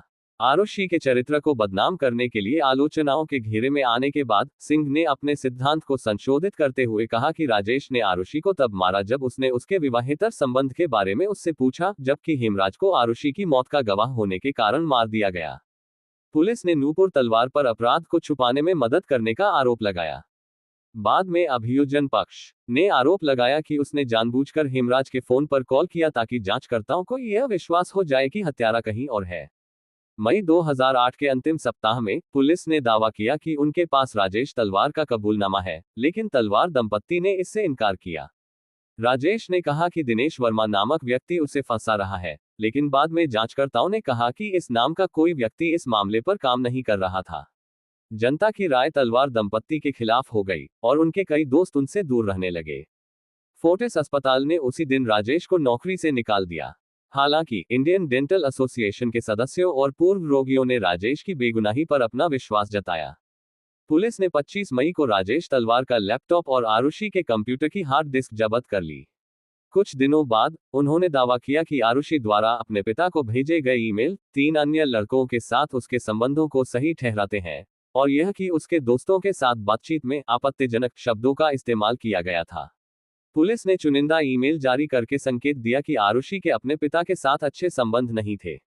उदाहरण के लिए, उसके पिता को भेजे गए ईमेल में से एक में लिखा था, मैं बस इसे आजमाना चाहती थी क्योंकि मैंने अपने दोस्तों से सुना था। तो क्या नुकसान है? मैं इसे फिर से नहीं करना चाहती और मुझे पता है कि आप कैसा महसूस कर रहे हैं। यह विशेष ईमेल वास्तव में 1 साल पुराना था और यह आरुषि द्वारा अपने दोस्तों के साथ बिना किसी वयस्क के नमस्ते लंदन फिल्म देखने के लिए बाहर जाने की जिद के लिए माफी थी।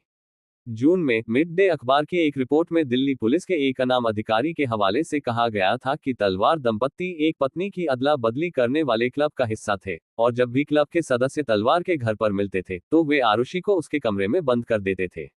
इसमें आगे दावा किया गया कि हेमराज ने आरुषि को इस क्लब के बारे में बताया और दुबई में एक नंबर पर कॉल किया जहां इस क्लब का सरगना हत्या से एक रात पहले रह रहा था।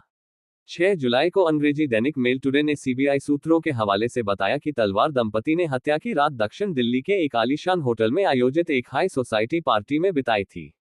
नूपुर तलवार और सीबीआई दोनों ने आरोपों का खंडन किया। आरुषि के मित्र और रिश्तेदार परिवार के चरित्र हनन से नाराज थे, खासकर इस बात से कि उसका हेमराज के साथ यौन संबंध था। तलवार दंपति के समर्थकों का कहना है कि पुलिस और मीडिया ने आरुषि को एक विक्षिप्त कामुक किशोरी के रूप में बदनाम करने की कोशिश की।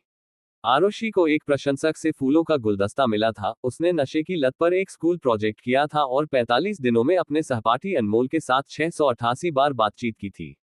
तलवार दंपति के समर्थकों के अनुसार इन सभी का इस्तेमाल संभोग की छवि बनाने के लिए किया गया था। दिल्ली पब्लिक स्कूल में उसके सहपाठियों ने उसका नाम बदनाम करने के लिए पुलिस की निंदा करते हुए मोमबत्ती जलाकर जुलूस निकाला।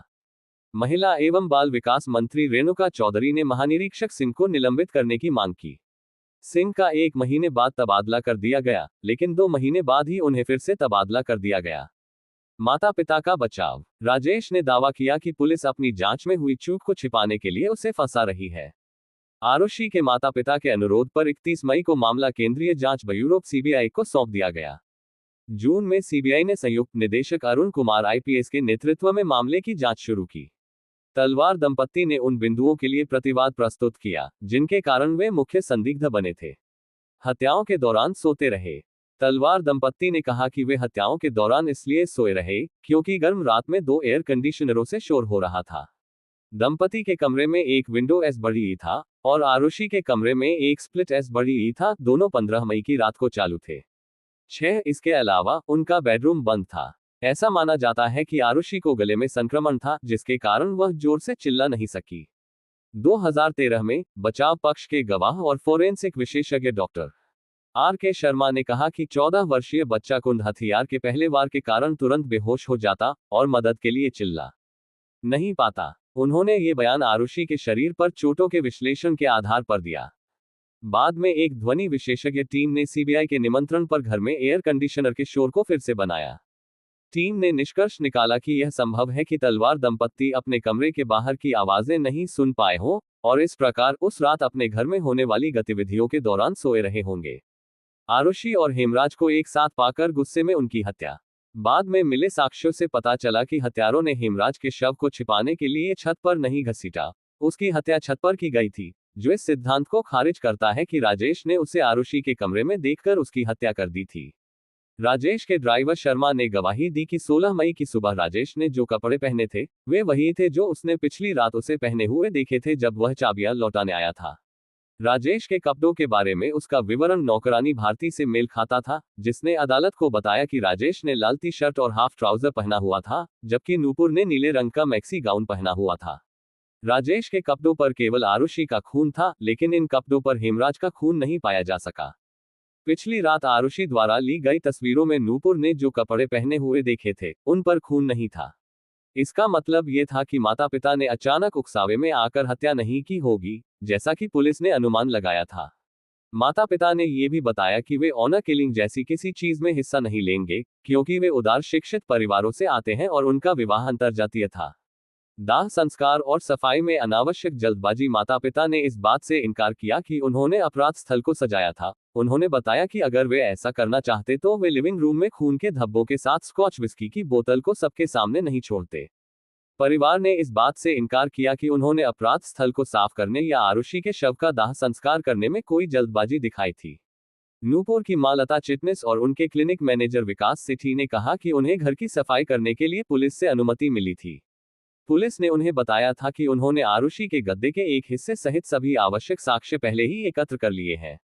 पुलिस ने ही सुझाव दिया था कि आरुषि का गद्दा फिलहाल छत पर ले जाया जाए, क्योंकि नीचे मीडिया का शोर था। विकास ने छत पर ताला लगा पाया और जब उसे चाबी नहीं मिली तो उसने गद्दे को बगल की छत पर रख दिया। परिवार ने यह भी दावा किया कि पुलिस ने पुष्टि की है कि उन्हें शव की आगे और जरूरत नहीं पड़ेगी। विश्लेषण, क्योंकि पोस्टमार्टम पहले ही हो चुका था। चूंकि यह तेजी से सड़ रहा था, इसलिए उन्होंने इसका अंतिम संस्कार कर दिया। आरुषि के कमरे तक पहुंच। नूपुर ने हत्यारे के बलपूर्वक आरुषि के कमरे में घुसने की व्याख्या करते हुए कहा कि जब वह इंटरनेट राउटर चालू करने आई थी तो उसने शायद चाबी दरवाजे के लॉक पर ही लटका दी होगी। विवाहेतर संबंध। तलवार और दुर्रानी ने इस बात से इनकार किया कि राजेश और अनीता विवाहेतर संबंध में थे। उनके अनुसार दोनों जोड़ों के बीच घनिष्ठ संबंध थे, क्योंकि वे डेंटल क्लिनिक साझा करते थे और दोनों किशोर बेटियों वाले एकल परिवार थे। अन्य, स्कॉच विस्की की बोतल या पीड़ितों के खून से सने कपड़ों पर माता पिता के फिंगरप्रिंट नहीं पाए गए। राजेश ने कहा कि उसने पुलिस से हेमराज का पीछा करने का आग्रह किया, क्योंकि लापता होने के कारण वह स्पष्ट संदिग्ध था। राजेश ने यह भी दावा किया कि उसे याद नहीं है कि पुलिस ने उससे छत के दरवाजे की चाबी मांगी थी। वह हेमराज के शव को पहचान नहीं पाया क्योंकि वह बुरी तरह सड़ चुका था। उसने ये भी दावा किया कि उसने देखा कि शव पर टी शर्ट पर न्यूयॉर्क लिखा था। पुलिस ने उसे बताया था कि व्यक्ति ने कड़ा पहना हुआ था। वह नूपुर जो कार में बैठी थी से पूछने गया कि क्या हेमराज ने ये दोनों चीजें पहनी थी। जब नूपुर ने पुष्टि की कि उसने पहनी थी तो राजेश ने दिनेश को फोन करके कहा कि शव संभवतः हेमराज का ही है। दिनेश ने के गौतम से पोस्टमार्टम रिपोर्ट बदलने के लिए अपने प्रभाव का इस्तेमाल करने के लिए कहने से इनकार किया।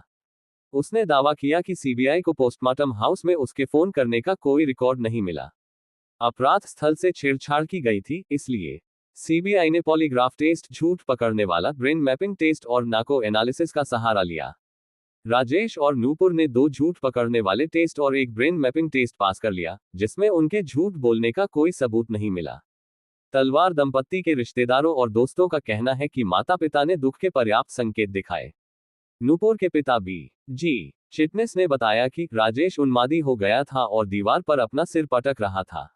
पारिवारिक मित्र राधिका चड्डा ने बताया कि नूपुर पूरी तरह सदमे में थी। आरुषि की दोस्त फिजा की मां मासूमा रानालवी ने बताया कि राजेश और नूपुर दुख से सुन्न हो गए थे। छत पर मिले जूते के निशान का आकार 8 या 9 था, जबकि राजेश के जूते का आकार 6 है। संदिग्ध के रूप में थदराई, राजकुमार और मंडल तलवार दंपत्ति के अनुसार आरुषि और हेमराज के बीच संबंध होने और राजेश के विवाहेतर संबंध होने का विचार तलवार दंपत्ति के दंत चिकित्सालय में सहायक कृष्ण थदराई ने दिया था। राजेश ने बताया कि हत्याओं से 2 दिन पहले उसने थदराई को गलत डेंटल कास्ट बनाने के लिए डांटा था। इस दावे का समर्थन अनीता दुर्रानी ने किया। राजेश के ड्राइवर उमेश शर्मा ने बताया कि उसने थदराई और हेमराज को कार में नेपाली में ऊंची आवाज में बात करते हुए सुना था। जब उन्होंने पूछताछ की तो थदराई ने बताया कि वह राजेश से निपटेंगे। हेमराज का फोन 16 मई की सुबह जलवायु विहार अपार्टमेंट परिसर में मौजूद था और थदराई तलवार दंपत्ति के साथ उसी इलाके में रहते थे। 7 जून को थदराई को संदेह के आधार पर हिरासत में लिया गया। सीबीआई की टीम ने उनके घर की तलाशी ली और एक तकिया कवर, खून से सना कुकरी और पतलून बरामद किया। उन्हें 2 बार केंद्रीय फोरेंसिक विज्ञान प्रयोगशाला CFSL दिल्ली में पॉलीग्राफ टेस्ट से गुजरना पड़ा। 9 जून को वे एम्स नई दिल्ली में मनोवैज्ञानिक मूल्यांकन परीक्षण के लिए उपस्थित हुए। 12 जून को उन्हें सहायक निदेशक डॉक्टर S मालिनी और एनेस्थेटिस्ट डॉक्टर श्रीकांत मूर्ति के नेतृत्व में फोरेंसिक विज्ञान प्रयोगशाला FSL की एक विशेषज्ञ टीम की देखरेख में बेंगलुरु के बोरिंग अस्पताल में पॉलीग्राफ टेस्ट और नार्को एनालिसिस टेस्ट दिया गया। उन्हें 13 जून को गिरफ्तार किया गया। इस बीच राजेश और नूपुर तलवार पर किए गए झूठ का पता लगाने वाले परीक्षण दोनों अनिर्णायक निकले। दूसरे सेट के परीक्षणों में उनकी ओर से धोखे का कोई सबूत नहीं मिला। अपने नाको परीक्षण में थदराई ने दूसरे हत्यारे की बात कही। तदनुसार सीबीआई ने उसके मित्र राजकुमार की भी जांच शुरू कर दी, जो दुर्रानी के साथ घरेलू नौकर था। 23-26 जून के दौरान राजकुमार का पॉलीग्राफ टेस्ट, मनोवैज्ञानिक मूल्यांकन, ब्रेन मैपिंग और FSL गांधीनगर में नाको विश्लेषण किया गया। सीबीआई ने उसके घर से हल्के मानव रक्त के दाग वाली धुली हुई टी-शर्ट जब्त की और उन्हें DNA मिलान के लिए भेज दिया। दुर्रानी, जो तलवार के करीबी दोस्त थे, ने कहा कि ये दाग राजकुमार के शरीर पर मौजूद फोड़े के हो सकते हैं। 27 जून को राजकुमार को संदेह के आधार पर गिरफ्तार किया गया। 30 जून 2008 को थदराई के एक अन्य मित्र विजय मंडल उर्फ शंभू को मीडिया में संदिग्ध के रूप में रिपोर्ट किया गया। मंडल तलवार के पड़ोसी पुनीश टंडन के लिए ड्राइवर और घरेलू सहायक था। हेमराज, थदराई और राजकुमार तीनों नेपाली मूल के थे और उन्हें तलवार दंपत्ति के पूर्व नौकर विष्णु के माध्यम से भर्ती किया गया था। 9 जुलाई को राजकुमार का FSL बेंगलुरु में दूसरा नाको विश्लेषण परीक्षण किया गया और अगले दिन मीडिया ने बताया कि उसने हत्याओं को कबूल कर लिया है। पहले से ही जांच के दायरे में आए विजय मंडल को भी 11 जुलाई को गिरफ्तार किया गया। तलवार दंपत्ति द्वारा बाद में दायर की गई याचिका के अनुसार नाको परीक्षणों से पता चला था कि तीनों संदिग्धों ने हत्या की रात हेमराज के कमरे में टीवी पर एक नेपाली गाना देखा था। ये बात सीबीआई अधिकारी अनुज आर्य ने पत्रकार नलिनी सिंह को बताई थी। जिस नेपाली चैनल पर यह गाना प्रसारित किया गया था, उसकी मालिक नलिनी सिंह से हत्या की रात उनके चैनल पर प्रसारित गानों का विवरण मांगा गया था। अनुज आर्य ने उन्हें बताया कि उनके द्वारा दी गई जानकारी संदिग्धों के खुलासे से मेल खाती है। 11 जुलाई 2008 को एक प्रेस कॉन्फ्रेंस के दौरान अरुण कुमार ने कहा कि मामला अभी भी अनसुलझा है। उन्होंने कहा कि राजेश तलवार के खिलाफ कोई सबूत नहीं मिला है, लेकिन उन्होंने ये भी कहा कि सीबीआई ने उन्हें क्लीन चिट नहीं दी है। उन्होंने कहा कि नाको टेस्ट के आधार पर थदराई, राजकुमार और मंडल मुख्य संदिग्ध लग रहे थे, लेकिन सीबीआई को उनके खिलाफ कोई पुष्ट सबूत नहीं मिला। तीनों व्यक्तियों ने अपने नाको टेस्ट के दौरान घटनाओं के अलग अलग क्रम बताए थे। एक ही व्यक्ति के परीक्षण में भी अलग अलग बातें सामने आईं। उदाहरण के लिए थदराई ने हत्या के हथियार के बारे में 3 अलग अलग बातें बताईं। सीबीआई ने नाको टेस्ट की प्रतिलिपियां जनता को उपलब्ध नहीं कराईं और घटनाओं के सटीक क्रम के बारे में मीडिया में विरोधाभासी रिपोर्टें भी आईं, जो कुछ इस प्रकार थी। सीबीआई के संयुक्त निदेशक अरुण कुमार के अनुसार संदिग्धों के नाको टेस्ट के आधार पर घटनाओं का संभावित क्रम: हेमराज ने थदराई, राजकुमार और मंडल शंभू को तलवार के अपार्टमेंट में अपने सर्वेंट क्वार्टर में आमंत्रित किया।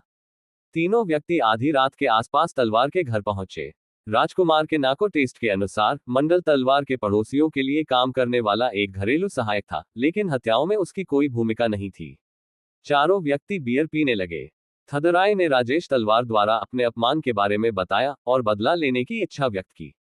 उस दिन आरुषि का कमरा आश्चर्यजनक रूप से खुला था। इसके बाद जो कुछ हुआ, वह अलग अलग नाको टेस्ट और मीडिया रिपोर्ट के अनुसार अलग अलग है। राजकुमार का कथन: आरुषि ने अपने पिता के बारे में संदिग्धों द्वारा कही गई बातों को उजागर करने की धमकी दी, इसलिए थदराई ने अपनी कुकरी निकाली और उसे मार डाला। संदिग्धों ने भागने की योजना बनाई, लेकिन हेमराज ने डरकर उन्हें उजागर करने की धमकी दी। थदराई और राजकुमार ने हेमराज को छत पर खींच लिया और उसे मार डाला। आरुषि और हेमराज के मोबाइल फोन नष्ट कर दिए गए। थदराय का कथन 1। राजकुमार और थदराय आरुषि के कमरे में घुस गए और राजकुमार ने उसका यौन उत्पीड़न करने की कोशिश की। जब आरुषि ने विरोध किया तो थदराय ने कुकरी निकाली और उसे मार डाला। फिर दोनों लोगों ने हेमराज को छत पर खींच लिया और गवाह होने के कारण उसे मार डाला। थदराय का कथन 2। राजकुमार और मंडल शंभू आरुषि के कमरे में घुस गए और उसके साथ बलात्कार करने की कोशिश की। जब आरुषि ने विरोध किया तो मंडल ने उसके सिर पर वार किया और फिर राजकुमार ने कुकरी से उसकी हत्या कर दी। हत्या के हथियार को टिश्यू पेपर से साफ किया गया और आरुषि के वॉशरूम में बहा दिया गया। इसके बाद थदराय, राजकुमार और मंडल हेमराज को छत पर ले गए और उसकी हत्या कर दी। तीनों लोग छत का दरवाजा बंद करके इमारत की छत से भाग गए। थदराय का संस्करण 3। राजकुमार आरुषि के कमरे की ओर चला गया। थदराय और मंडल ने उसका पीछा किया। राजकुमार ने आरुषि का यौन उत्पीड़न करने की कोशिश की। जब उसने विरोध किया तो थदराय ने अपनी कुकरी निकाली और उसका गला काट दिया। वार इतना जोरदार था कि उसकी गर्दन फट गई और वह मर गई। हेमराज डर गया और उसने आरुषि के माता पिता को घटना के बारे में बताने की धमकी दी। इसलिए अन्य लोग उसे छत पर ले गए और उसे मार डाला। थदराय, मंडल और राजकुमार ने तलवार के कमरे में घुसने की कोशिश की लेकिन वह बंद मिला। राजेश तलवार को 50 दिन जेल में बिताने के बाद सबूतों के अभाव में बाद में रिहा कर दिया गया। राजेश और नूपुर उसकी रिहाई के बाद अपने माता पिता के घर चले गए। 3 अन्य संदिग्धों को गिरफ्तार किया गया, लेकिन नशीली दवाओं के सेवन के कारण दिया गया कबूलनामा उन पर आरोप लगाने के लिए पर्याप्त नहीं था। थदराय, राजकुमार और मंडल का बचाव। बयान। थदराय के परिवार के सदस्यों और उनके मकान मालिक के एन जौहरी ने कहा कि वह 15 मई की रात को अपने घर L14 सेक्टर 25 पर थे। विजय मंडल के नियोक्ता और तलवार के पड़ोसी पुनीश टंडन ने जांचकर्ताओं को बताया कि उनका नौकर उनके गैराज L28 सेक्टर 25 में था। राजकुमार के नियोक्ता अनीता दुर्रानी ने कहा कि वह कम से कम 12:30 बजे तक उनके घर 35 से कंचनजंगा अपार्टमेंट सेक्टर 35 में मौजूद थे। राजकुमार ने कहा कि वह अनीता दुर्रानी को लेने के लिए अपने नियोक्ता प्रफुल्ल दुर्रानी के साथ नई दिल्ली रेलवे स्टेशन गए थे। वे रात 11:30 बजे घर लौटे थे, खाना खाया और सभी लोग रात 12:30 बजे के आसपास सो गए। दुर्रानी कहते हैं कि राजकुमार का बाथरूम घर के मुख्य पिछले दरवाजे के बाहर था और उसके पास चाबी थी, इसलिए वह जब चाहे बाहर जा सकता था। दुर्रानी के घर से तलवार दंपत्ति के अपार्टमेंट तक साइकिल से पहुंचने में करीब 20 मिनट का समय लगता है। जिस सोसाइटी में राजकुमार रहता था, उसके गेट पर मौजूद चौकीदार ने उसे उस रात वहां से निकलते नहीं देखा। जलवायु विहार के 6 सुरक्षा गार्डों वीरेंद्र सिंह, संजय सिंह, राम कुमार, चंद्रभूषण, देवेंद्र सिंह और राम विशाल ने कहा कि उन्होंने उस रात तलवार दंपत्ति के घर L32 सेक्टर 25 में किसी को आते जाते नहीं देखा। हालांकि सीबीआई ने यह भी कहा कि रात के समय गार्ड घूमते फिरते थे और उनके बयानों को पुख्ता नहीं माना जा सकता। इस परिसर में 1886 अपार्टमेंट हैं और यहां करीब 10,000 लोग रहते हैं। मुख्य गेट पर मौजूद वीरेंद्र सिंह ने कहा कि परिसर में बिना उससे मिले अंदर बाहर आने जाने के कई रास्ते थे। नाको टेस्ट में कबूलनामे। नाको परीक्षण विश्वसनीय नहीं है और इन्हें सबूत के तौर पर स्वीकार नहीं किया जा सकता। थदराय और राजकुमार की नाको रिपोर्ट में कहा गया है कि आरुषि का मोबाइल फोन नेपाल भेजा गया था। हालांकि इसे सितंबर 2009 में भारत से बरामद किया गया, 2008 में एक नौकरानी द्वारा खोजा गया। इससे नाको परीक्षणों की अविश्वसनीयता और भी उजागर हुई। राजकुमार के वकील नरेश यादव ने राष्ट्रीय मानवाधिकार आयोग NHRC से संपर्क किया, जिसमें कहा गया कि जांच के दौरान सीबीआई अधिकारियों ने तीनों लोगों को प्रताड़ित किया था। सबूत के तौर पर उन्होंने परीक्षणों की वीडियो रिकॉर्डिंग प्रस्तुत की, जिसमें कथित तौर पर सीबीआई अधिकारियों को हत्याओं को कबूल करने के लिए उनके मुंह में शब्द डालते और उन्हें प्रताड़ित करते हुए दिखाया गया था। मूल प्रवाह अखिल भारत नेपाली एकता समाज और राष्ट्रीय जनमोर्चा जैसे नेपाली संगठनों ने भी आरोप लगाया कि सीबीआई तलवार दंपति को बचाने के लिए इन गरीब लोगों पर इकबालिया बयान देने के लिए दबाव डाल रही थी। 2015 में थदराय के नाको टेस्ट का 58.55 मिनट लंबा वीडियो यूट्यूब पर लीक हो गया था। सीबीआई के रिकॉर्ड में केवल 45 मिनट का वीडियो था। लीक हुए वीडियो में थदराय को ये कहते हुए दिखाया गया है कि उसने कोई अपराध नहीं किया है और आईजी महानिरीक्षक अरुण कुमार ने उसे हत्याओं को कबूल करने के लिए कहा था। कुमार ने दावा किया कि मूल फुटेज में यह हिस्सा नहीं था। सीबीआई अधिकारियों के अनुसार थदराय ने अपराध कबूल कर लिया था, लेकिन उसने कई बार अपने बयान बदले। विजय मंडल का परीक्षण में उल्लेख नहीं किया गया था और शंभू उसका उपनाम था, जो सीबीआई का अनुमान था। 31 जुलाई को टीवी चैनल आज तक ने आरोप लगाया कि विजय मंडल को उसके नाको विश्लेषण परीक्षणों से पहले प्रमुख जानकारी दी गई थी। इसने ये भी आरोप लगाया कि परीक्षण के दौरान उसके स्पष्ट बयानों में कई खामियां थीं। अन्य तलवार के घर से जब्त की गई वस्तुओं से तीनों पुरुषों से संबंधित कोई डीएनए या फिंगरप्रिंट नहीं पहचाना जा सका। 17 जून 2008 को केंद्रीय फोरेंसिक विज्ञान प्रयोगशाला CFSL दिल्ली के एक सीरोलॉजिस्ट एसके सिंगला ने कहा कि वह थडराई के कमरे से बरामद कुकरी पर किसी मानव रक्त की पहचान नहीं कर सके। फिर कुकरी को CFSL डीएनए विशेषज्ञ बीके महापात्रा के पास भेजा गया, जिन्होंने कहा कि वह हथियार से कोई डीएनए नहीं निकाल सकते। सीबीआई को उस दिन थडराई, राजकुमार, मंडल और हेमराज के बीच किसी भी शारीरिक या फोन आधारित बातचीत का कोई ठोस सबूत नहीं मिला। इसके अलावा राजकुमार और मंडल ने थडराई की गिरफ्तारी के बाद भी फरार होने की कोशिश नहीं की। 6 नवंबर 2008 को CDFD हैदराबाद की एक रिपोर्ट में कहा गया कि थडराई के निवास से बरामद तकिए पर खून के निशान हेमराज के खून से मेल खाते थे। जब तलवार दंपत्ति के बचाव पक्ष के वकीलों ने 2011 में इस पर ध्यान दिया, तो सीबीआई ने कहा कि रिपोर्ट में त्रुटि थी। जिस तकिए की बात हो रही थी, वह हेमराज के कमरे से बरामद किया गया था, न कि थडराई के घर से। लैब ने सीबीआई के दावे को स्वीकार कर लिया। 9 अगस्त 2008 को सीबीआई के निदेशक अश्विनी कुमार ने कहा कि मामला अनसुलझा रह गया, लेकिन उन्होंने ये भी कहा कि राजेश तलवार को दोषमुक्त किया जाना चाहिए। तीनों लोगों को सितंबर में रिहा कर दिया गया, जब पुलिस को उनके खिलाफ कोई ठोस सबूत नहीं मिला। अपनी रिहाई के तुरंत बाद विजय मंडल ने आरोप लगाया कि सीबीआई ने उनके खिलाफ शारीरिक बल और धमकियों का इस्तेमाल किया था, और कई बार थडराई और राजकुमार के खिलाफ सरकारी गवाह बनने के लिए उन्हें मनाने के लिए उनकी प्रशंसा की। उन्होंने जोर देकर कहा कि सभी के खिलाफ आरोप सही है, उनमें से 3 झूठे थे और उन्हें फंसाने का प्रयास था। उन्होंने ये भी कहा कि वे राजकुमार को बिल्कुल नहीं जानते थे और सीबीआई ने उन्हें अर्धचेतन अवस्था में कुछ गलत कहने के लिए फंसाया। 2009-10 की जांच। जनवरी 2009 में सीबीआई ने घोषणा की कि एजेंसी थडराई, राजकुमार और मंडल के खिलाफ आरोप पत्र दाखिल करने के लिए तैयार है। हालांकि किसी भी ठोस सबूत के अभाव में ऐसा नहीं किया जा सका। आरुषि के नमूने से छेड़छाड़ का आरोप। सितंबर 2009 में यह बताया गया कि आरुषि तलवार के योनि स्वाब के नमूने से छेड़छाड़ की गई थी। नमूना डॉक्टर सुनील दोहरे ने उसके पोस्टमार्टम के दौरान एकत्र किया था और गौतम बुद्ध नगर जिला अस्पताल भेजा था। अस्पताल का चिकित्सा कानूनी रजिस्टर, जिसमें आरुषि के नमूने के बारे में जानकारी थी, 2008 में गायब हो गया था। Pathologist doctor Richa Saxena, doctor Naresh Raj की पत्नी, जिन्होंने हेमराज का पोस्टमार्टम किया था, ने स्वाब को स्लाइड में बदलने की प्रक्रिया की और योनि स्वाब परीक्षण किया। उनके अनुसार जब नमूना अस्पताल पहुंचा तो इसे उनके लैब तकनीशियन विकास और नवनीत ने एकत्र किया। ऋचा सक्सेना के परीक्षणों से पता चला कि नमूने में कोई वीर्य मौजूद नहीं था। स्लाइड्स को फिर अस्पताल की प्रयोगशाला में एक स्टील की अलमारी में रखा गया था। 1 जून 2008 को सीबीआई ने फोन पर ऋचा से संपर्क किया और नमूने तक पहुंच का अनुरोध किया।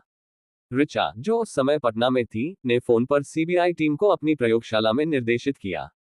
उनके अनुसार स्लाइड को उनकी अनुपस्थिति में मुख्य चिकित्सा अधीक्षक SC सिंघल ने सीबीआई को सौंप दिया था। सिंघल और ऋचा के बीच उनके तबादले को लेकर विवाद था। ऋचा का 2008 में तबादला हो गया था, लेकिन उन्होंने न तो अपना नया पद संभाला और न ही इस्तीफा दिया। इस प्रकार जब उन्होंने आरुषि की स्लाइड तैयार की, उस समय सिंघल ने उन्हें आधिकारिक तौर पर छुट्टी पर माना। ऋचा ने आरोप लगाया कि सिंघल ने जानबूझकर उनकी सभी रजिस्टर ले ली थी, ताकि उन्हें अनुपस्थित चिन्हित किया जा सके, जबकि वह नियमित रूप से हर दिन अस्पताल आती थी। बाद में सीबीआई ने नमूने को दिल्ली में अपनी स्वयं की CFSL प्रयोगशाला में भेजा, जहां डॉक्टर बीके महापात्रा ने पाया कि ये 2 योनि नमूनों का मिश्रण था, जिनमें से एक आरुषि का था। फिर सीबीआई ने नमूने को हैदराबाद में centre for DNA fingerprinting and diagnostics CDFD में आगे की जांच के लिए भेजा। CDFD ने कहा कि नमूने में आरुषि के अलावा किसी अन्य व्यक्ति का डीएनए था। शुरुआत में सीबीआई ने इस संभावना पर विचार किया कि यह सबूत नष्ट करने की साजिश हो सकती है कि आरुषि का यौन उत्पीड़न किया गया हो या उसकी मृत्यु से पहले सहमति से संभोग किया गया हो। डॉक्टर ऋचा सक्सेना पर नमूनों के साथ छेड़छाड़ करने का संदेह था। उनकी संलिप्तता जांच के दायरे में आई, क्योंकि वह आरुषि की मां नूपुर तलवार को व्यक्तिगत रूप से जानती थी। ऋचा ने इस बात से इनकार किया कि नूपुर तलवार ने किसी भी तरह से उनके परीक्षणों के परिणामों को प्रभावित करने की कोशिश की। उन्होंने ये भी कहा कि वह नूपुर को केवल कुछ हद तक ही जानती है, उनके बेटे का कई साल पहले फोर्टिस अस्पताल में नूपुर ने इलाज किया था और उनकी बेटी को भी नूपुर ने ही इलाज कराया था। दिल्ली पब्लिक स्कूल में आरुषि की जूनियर। उसने दावा किया कि जब उसने आरुषि के स्वाब का परीक्षण किया तो उसे नहीं पता था कि वह नूपुर की बेटी है। तलवार दंपति से उनके झूठ पकड़ने वाले और ब्रेन मैपिंग परीक्षणों के दौरान छेड़छाड़ के आरोपों के बारे में पूछताछ की गई, लेकिन उन्हें बरी कर दिया गया। सीबीआई ने ऋचा से भी पूछताछ की, उसकी प्रयोगशालाओं की तलाशी ली और 1 दर्जन से अधिक योनि स्वाब स्लाइड प्राप्त की। इन स्लाइडों को परीक्षण के लिए हैदराबाद भेजा गया था, लेकिन उनमें से कोई भी आरुषि की स्लाइड में पाए गए अज्ञात डीएनए से मेल नहीं खाती थी। सीबीआई ने अंततः निष्कर्ष निकाला कि मूल नमूना आरुषि का था, लेकिन यह दूषित हो गया था। इसने पूरे प्रकरण को एक वास्तविक गलती के रूप में खारिज कर दिया और इसे छिपाने की कोशिश नहीं की। एक असंबंधित घटनाक्रम में ऋचा को बाद में अनुपस्थिति के लिए निकाल दिया गया क्योंकि वह अपने नए पद पर रिपोर्ट नहीं की थी। नई सीबीआई टीम जुलाई 2008 में उत्तर प्रदेश सरकार ने अरुण कुमार 1985 बैच के आईपीएस अधिकारी को यूपी कैडर में वापस बुलाने की घोषणा की थी। उस समय यूपी सरकार ने स्पष्ट किया था कि रिकॉल का आरुषि मामले से कोई संबंध नहीं है। सितंबर 2009 में सीबीआई में अरुण कुमार का कार्यकाल समाप्त हो गया था। मीडिया ने उन पर कथित छेड़छाड़ कांड की जांच नहीं करने का आरोप लगाया था और अनुमान लगाया था कि इस घोटाले के कारण उन्हें मामले से हटा दिया गया था। सितंबर 2009 में मामला एसपी नीलाभ किशोर की अध्यक्षता वाली एक नई सीबीआई टीम को सौंप दिया गया। अतिरिक्त एसपी एजीएल कौल ने जांच अधिकारी के रूप में काम किया। माता पिता को फिर से संदेह हुआ उन कारणों के अलावा जिनके कारण पहले माता पिता को मुख्य संदिग्ध बनाया गया था। नई सीबीआई टीम कुछ अतिरिक्त बिंदुओं के साथ आई। सीबीआई ने आरुषि के शव का पोस्टमार्टम करने वाले डॉक्टरों से पूछताछ की। डॉक्टर सुनील दोहरे और डॉक्टर नरेश राज दोनों ने नए बयान दिए। ऊपर साक्ष्य अनुभाग देखें। डॉक्टर दोहरे ने कहा कि आरुषि की योनिद्वार फटी हुई थी और उसके निजी अंगों को साफ किया गया था। डॉक्टर नरेश राज ने कहा कि हेमराज के सूजे हुए निजी अंग से संभोग की संभावना का संकेत मिलता है। अक्टूबर 2009 में घटनास्थल की तस्वीरों के आधार पर सीबीआई के लिए अपराध स्थल का विश्लेषण किया गया। इस विश्लेषण ने इस अनुमान को पुष्ट किया कि हत्याओं के बाद अपराध स्थल को सजाया संवारा गया था। डॉक्टर सुनील दोहरे ने बाद में अदालत को बताया कि शव परीक्षा शुरू होने से पहले दिनेश तलवार ने उन्हें एक फोन दिया और उनसे डॉक्टर डोगरा से बात करने के लिए कहा। दोहरे को लगा कि लाइन पर मौजूद व्यक्ति एम्स फोरेंसिक प्रमुख डॉक्टर टी.डी. डोगरा है। उस व्यक्ति ने उनसे अन्य नमूनों के साथ साथ रक्त के नमूने लेने के लिए कहा और दोहरे ने जवाब दिया कि वह जो भी आवश्यक समझेंगे करेंगे। बाद में यह पता चला कि एम्स के डॉक्टर डोगरा ने दोहरे से बात नहीं की। सीबीआई ने अनुमान लगाया कि दिनेश रिपोर्ट को प्रभावित करने की कोशिश कर रहा था, लेकिन बचाव पक्ष ने तर्क दिया कि किसी को रक्त के नमूने लेने के लिए कहना ऐसा प्रयास नहीं माना जा सकता। नई सीबीआई टीम ने शुरुआती वार के लिए इस्तेमाल किए गए हथियार की पहचान गोल्फ क्लब के रूप में की क्योंकि सिर पर त्रिकोणीय आकार की चोट थी। सीबीआई को संदेह था कि वार करने के लिए इस्तेमाल किया गया हथियार राजेश का गोल्फ क्लब था। राजेश शौकिया और कभी कभार ही गोल्फ खेलता था। उसके पड़ोसी पुनीश टंडन ने उसे 8-9 साल पहले एक गोल्फ बैग दिया था। 29 अक्टूबर 2009 को तलवार दंपत्ति के नोएडा वाले घर से चले जाने के बाद सीबीआई ने उनसे राजेश का गोल्फ सेट उन्हें भेजने के लिए कहा। राजेश ने अगले दिन गोल्फ सेट सौंप दिया जिसमें 3 वुड्स नंबर 1, 3 और 5, 7 आयरन नंबर 3-9 और एक पुटर शामिल था। सीबीआई ने बाद में कहा कि नंबर 5 वाले गोल्फ क्लब की स्ट्राइकिंग सतह के आयाम पीड़ितों के सिर पर लगी चोटों के आयामों के समान थे। गोल्फ क्लबों से कोई रक्त, डीएनए या कोई अन्य जैविक द्रव बरामद नहीं किया जा सका। सीएफएसएल विशेषज्ञ ने कहा कि प्रदर्शनी 3-5 वुड और प्रदर्शनी 5-4 आयरन के रूप में चिन्हित 2 विशेष गोल्फ क्लब इतने अच्छे से साफ किए गए प्रतीत होते हैं कि वे अन्य गोल्फ क्लबों से स्पष्ट रूप से अलग दिखाई देते हैं। सीबीआई ने सुझाव दिया कि इन क्लबों को हत्याओं में उनके उपयोग को छिपाने के लिए साफ किया गया हो सकता है। राजेश के अनुसार नंबर 4 और नंबर 5 वाले गोल्फ क्लब मूल रूप से उनकी कार में रखे गए थे। जब कार को सर्विसिंग के लिए भेजा गया हत्याओं से पहले तो ड्राइवर उमेश शर्मा ने उन्हें हेमराज के कमरे में रख दिया। शर्मा ने इस घटना की पुष्टि की। राजेश ने यह भी कहा कि उन्होंने कभी भी इन क्लबों को छिपाने की कोशिश नहीं की। वे हमेशा जांचकर्ताओं की नजर में थे और जब वे दिल्ली चले गए तो गोल्फ क्लबों सहित उनके सभी सामान को सीबीआई इंस्पेक्टर की निगरानी में पैक किया गया। हालांकि सीबीआई ने कहा कि सीएफएसएल द्वारा 1 जून 2008 को ली गई हेमराज के कमरे की तस्वीरों में केवल एक गोल्फ क्लब दिखाई दे रहा है और दूसरा गायब है। राजेश ने यह भी कहा कि उनके दोस्त अजय चड्डा और उनकी पत्नी नूपुर को उनके घर की छत पर एक गोल्फ क्लब मिला था, जब हत्या के 1 साल बाद छत की सफाई की जा रही थी। हालांकि उन्होंने 1 साल से ज्यादा समय तक सीबीआई को इसकी सूचना नहीं दी। चड्डा ने इस सूचना की पुष्टि की। बचाव पक्ष ने बताया कि यह मामले से अप्रासंगिक है। गोल्फ सेट में 5 नंबर के 2 क्लब थे। छत में पाया गया लोहा और वह जिसे सीबीआई ने हत्या का हथियार होने का संदेह किया था, जो एक लकड़ी थी। नीलाभ किशोर ने 18-19 मई 2010 को अपने देहरादून कार्यालय में तलवार दंपत्ति से पूछताछ की।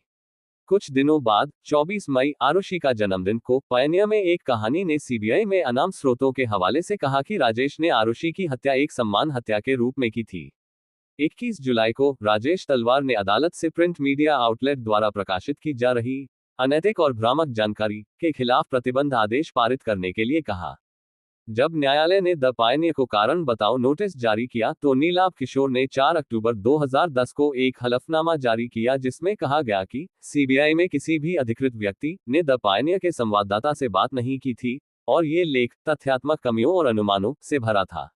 सीबीआई की क्लोजर रिपोर्ट 29 दिसंबर 2010 को सीबीआई ने एक क्लोजर रिपोर्ट दायर की, जिसमें राजेश तलवार को एकमात्र संदिग्ध बताया गया।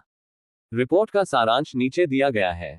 माता पिता सीबीआई के अनुसार परिस्थितिजन्य साक्ष्य अपराध में माता पिता की संलिप्तता की ओर इशारा करते हैं।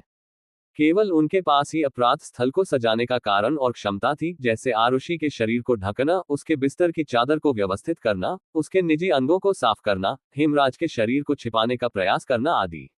इसके अलावा सीबीआई ने तर्क दिया कि पीड़ितों की गर्दन पर कट सर्जिकल थे और केवल पेशेवर प्रशिक्षित विशेषज्ञों द्वारा ही लगाए जा सकते थे और कुछ चोट गोल्फ क्लब के कारण लगी प्रतीत होती है। सीबीआई ने पुलिस द्वारा पहले बताए गए बिंदुओं को भी दोहराया, जैसे कि आरुषि के कमरे में बिना बल के प्रवेश, राजेश की कथित रूप से ध्यान भटकाने वाली रणनीति, छत की चाबी देने में आनाकानी, शव को हेमराज के रूप में पहचानने से इनकार करना, पोस्टमार्टम रिपोर्ट में यौन उत्पीड़न के संदर्भों को हटाने का प्रयास आदि। थदराय, राजकुमार और मंडल सीबीआई ने पहले बताए गए कारणों से तीनों लोगों को क्लीन चिट दे दी। ना को परीक्षण अविश्वसनीय थे। तीनों लोगों के पास कोई सबूत नहीं था। इस बात का कोई सबूत नहीं है कि वे हत्या के दिन तलवार दंपत्ति के घर गए थे और थदराय की गिरफ्तारी के बाद भी राजकुमार और मंडल ने भागने की कोशिश नहीं की आदि। अन्य घुसपैठिए सीबीआई ने थदराय, राजकुमार और मंडल के अलावा किसी अन्य घुसपैठिए के शामिल होने से इनकार किया, क्योंकि घर में जबरन प्रवेश का कोई संकेत नहीं था और कोई ज्ञात मकसद नहीं था। इसके अलावा सीबीआई ने तर्क दिया कि कोई बाहरी व्यक्ति अपराध स्थल को सजाने या हेमराज के शव को घसीटकर और उसे कूलर पैनल से ढककर छिपाने की जहमत नहीं उठाता। अपर्याप्त साक्ष्य सीबीआई जांचकर्ता प्रथम प्रतिक्रियाकर्ताओं यूपी पुलिस द्वारा अपराध स्थल की उचित जांच करने और आवश्यक साक्ष्य एकत्र करने में असमर्थता से प्रभावित थे। हालांकि सीबीआई को माता पिता के खिलाफ परिस्थितिजन्य साक्ष्य मिले, लेकिन कई खामियां थीं। कोई सबूत नहीं दिखाता है कि हेमराज की हत्या आरुषि के कमरे में की गई थी। माता पिता के कपड़ों पर हेमराज का खून नहीं मिला। हत्या के हथियार बरामद नहीं हुए। राजेश के गोल्फ क्लब का इस्तेमाल संभवतः हथियार के रूप में किया गया था, लेकिन कोई डीएनए या खून का धब्बा इसे अपराध से नहीं जोड़ सकता। साथ ही विशेषज्ञों की एक टीम ने फैसला सुनाया था कि पीड़ितों के गले काटने के लिए कुकरी का इस्तेमाल किए जाने की संभावना से इनकार नहीं किया जा सकता।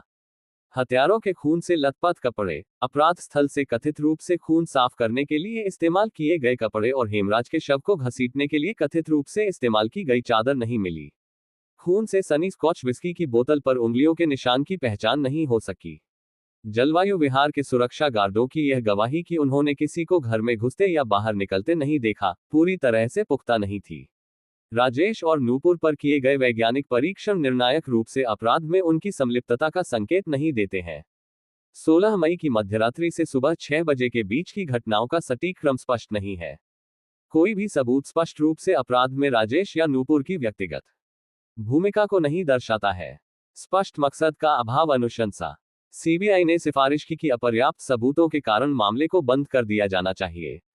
सीबीआई अधिकारी एजीएल कौल ने बाद में खुलासा किया कि वह हत्याओं के लिए माता पिता के खिलाफ आरोप पत्र दाखिल करना चाहते थे, लेकिन उनके वरिष्ठ नीलाभ किशोर और जावेद अहमद ने अपर्याप्त सबूतों के कारण क्लोजर रिपोर्ट दाखिल करने का फैसला किया। क्लोजर रिपोर्ट दाखिल करने से पहले पहली सीबीआई टीम के अरुण कुमार से परामर्श किया गया और उन्होंने कहा कि ऐसा कोई सबूत नहीं है जो तलवार दंपति को हत्या से जोड़ता हो। तलवार दंपति के रिश्तेदारों और उनके समर्थकों ने आरोप लगाया कि मामले की जांच कर रहे सभी सीबीआई अधिकारी राज्य पुलिस के सहकर्मी थे जिन्होंने मूल जांच में गड़बड़ी की। जून की रिपोर्ट में राजेश तलवार को संदिग्ध बताया गया था, इसलिए तलवार दंपति ने उनके खिलाफ झूठे और निराधार आरोप लगाने के लिए सीबीआई की आलोचना की। नूपुर ने अफसोस जताया कि सीबीआई ने उन्हें आजीवन कारावास की सजा सुनाई है। 24 जनवरी 2011 को 29 वर्षीय स्वयंभू निगरानीकर्ता उत्सव शर्मा ने अदालत के सामने राजेश तलवार पर मांस काटने वाले चाकू से हमला किया। राजेश के हाथों और चेहरे के दाहिने हिस्से पर गहरे घाव हो गए। शर्मा, जिन्होंने मामले की धीमी गति से परेशान होने का दावा किया, ने पहले रुचिका गिरहोत्रा मामले के पूर्व पुलिस प्रमुख एस राठौर पर हमला किया था। नूपुर ने सीबीआई पर अपने परिवार पर भीड़ को उकसाने का आरोप लगाया और मामले पर मीडिया की टिप्पणियों की आलोचना की। 30 जनवरी 2011 को लोग आरुषि के लिए न्याय की मांग करते हुए जंतर मंतर पर एकत्र हुए। इस विरोध प्रदर्शन में मिडिल फिंगर प्रोटेस्ट समूह के कार्यकर्ता शामिल थे, जिन्होंने CBI Congress bureau of injustice और CBI Congress bureau of investigation लिखे बैनर पकड़े हुए थे। तलवार दंपत्ति के खिलाफ मामला जनवरी 2011 में तलवार दंपत्ति ने मामले को बंद करने के सीबीआई के प्रयास के खिलाफ एक याचिका दायर की। हालांकि गाजियाबाद में विशेष सीबीआई अदालत की मजिस्ट्रेट प्रीति सिंह ने उनकी याचिका को खारिज कर दिया। 9 फरवरी 2011 को उन्होंने सीबीआई की क्लोजर रिपोर्ट को चार्जशीट में बदल दिया और राजेश और नूपुर को आरोपी के तौर पर तलब किया।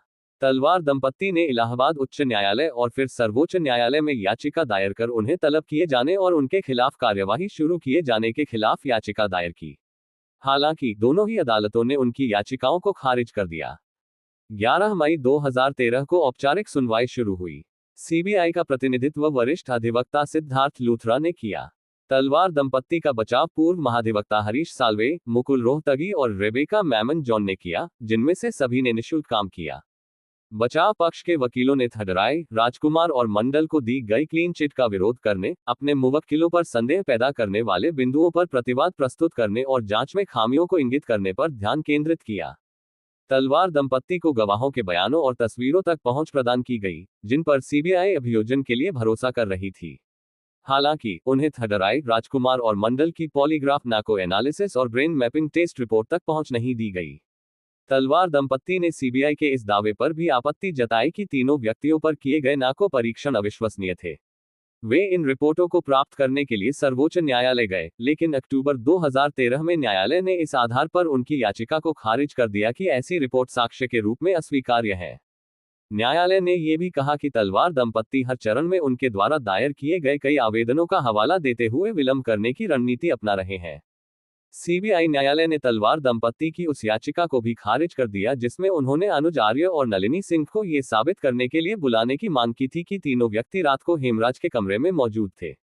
अगस्त 2012 में मीडिया ने बताया कि सीबीआई अधिकारी एजीएल कौल तलवार दंपत्ति के साथ सीबीआई के आधिकारिक संचार के लिए हेमराज सिंह नाम से ईमेल आईडी hemraj.jalwayuvihar@gmail.com का उपयोग कर रहे थे। सीबीआई ने शुरू में इन आरोपों से इनकार किया, लेकिन बाद में स्वीकार किया कि ईमेल आईडी किसी विशिष्ट उद्देश्य के लिए बनाई गई थी, जिसके बारे में उन्होंने बताने से इनकार कर दिया।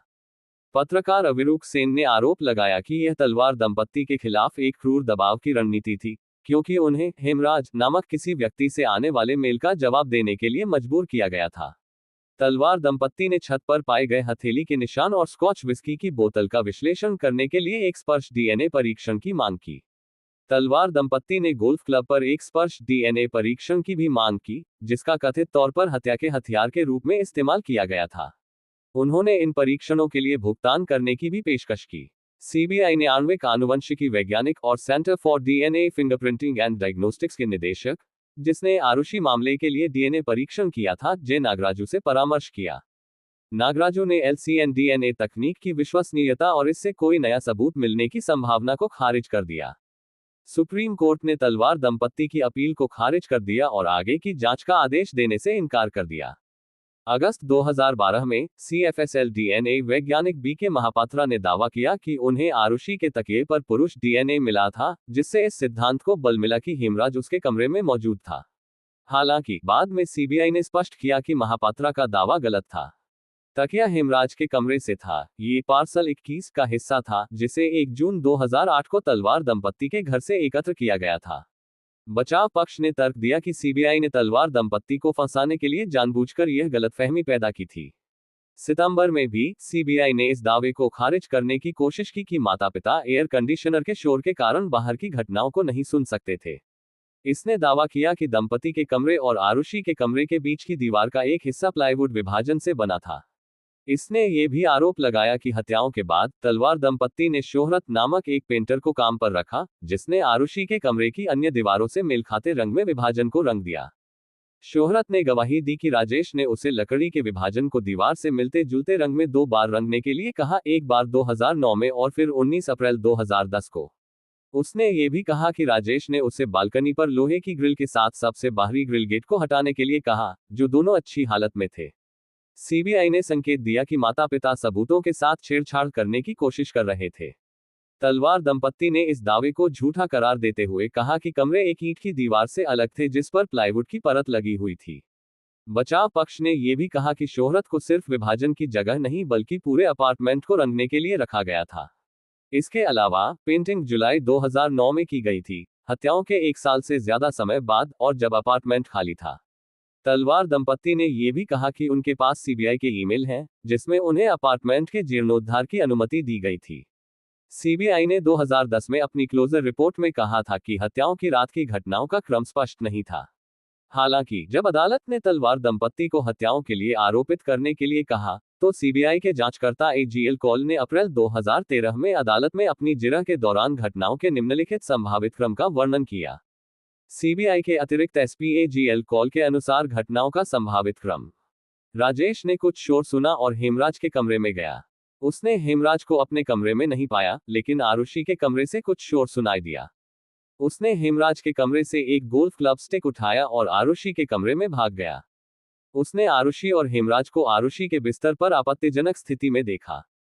गुस्से में आकर राजेश ने हेमराज के सिर पर गोल्फ क्लब से वार किया। जब उसने दूसरी बार उसे मारने की कोशिश की तो हेमराज हिल गया और उसकी जगह आरुषि को चोट लग गई। शोर सुनकर नूपुर तलवार आरुषि के कमरे में आई। इस समय तक दोनों पीड़ित लगभग मर चुके थे।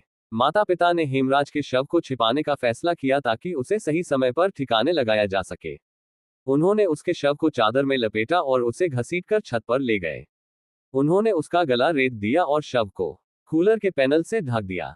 फिर वे आरुषि के कमरे में आए, अपराध स्थल को सजाया और उसका गला भी रेत दिया ताकि यह सुनिश्चित हो सके कि दोनों शवों पर घाव एक जैसे दिखें। फिर उन्होंने फर्श पर लगे खून के धब्बे साफ किए।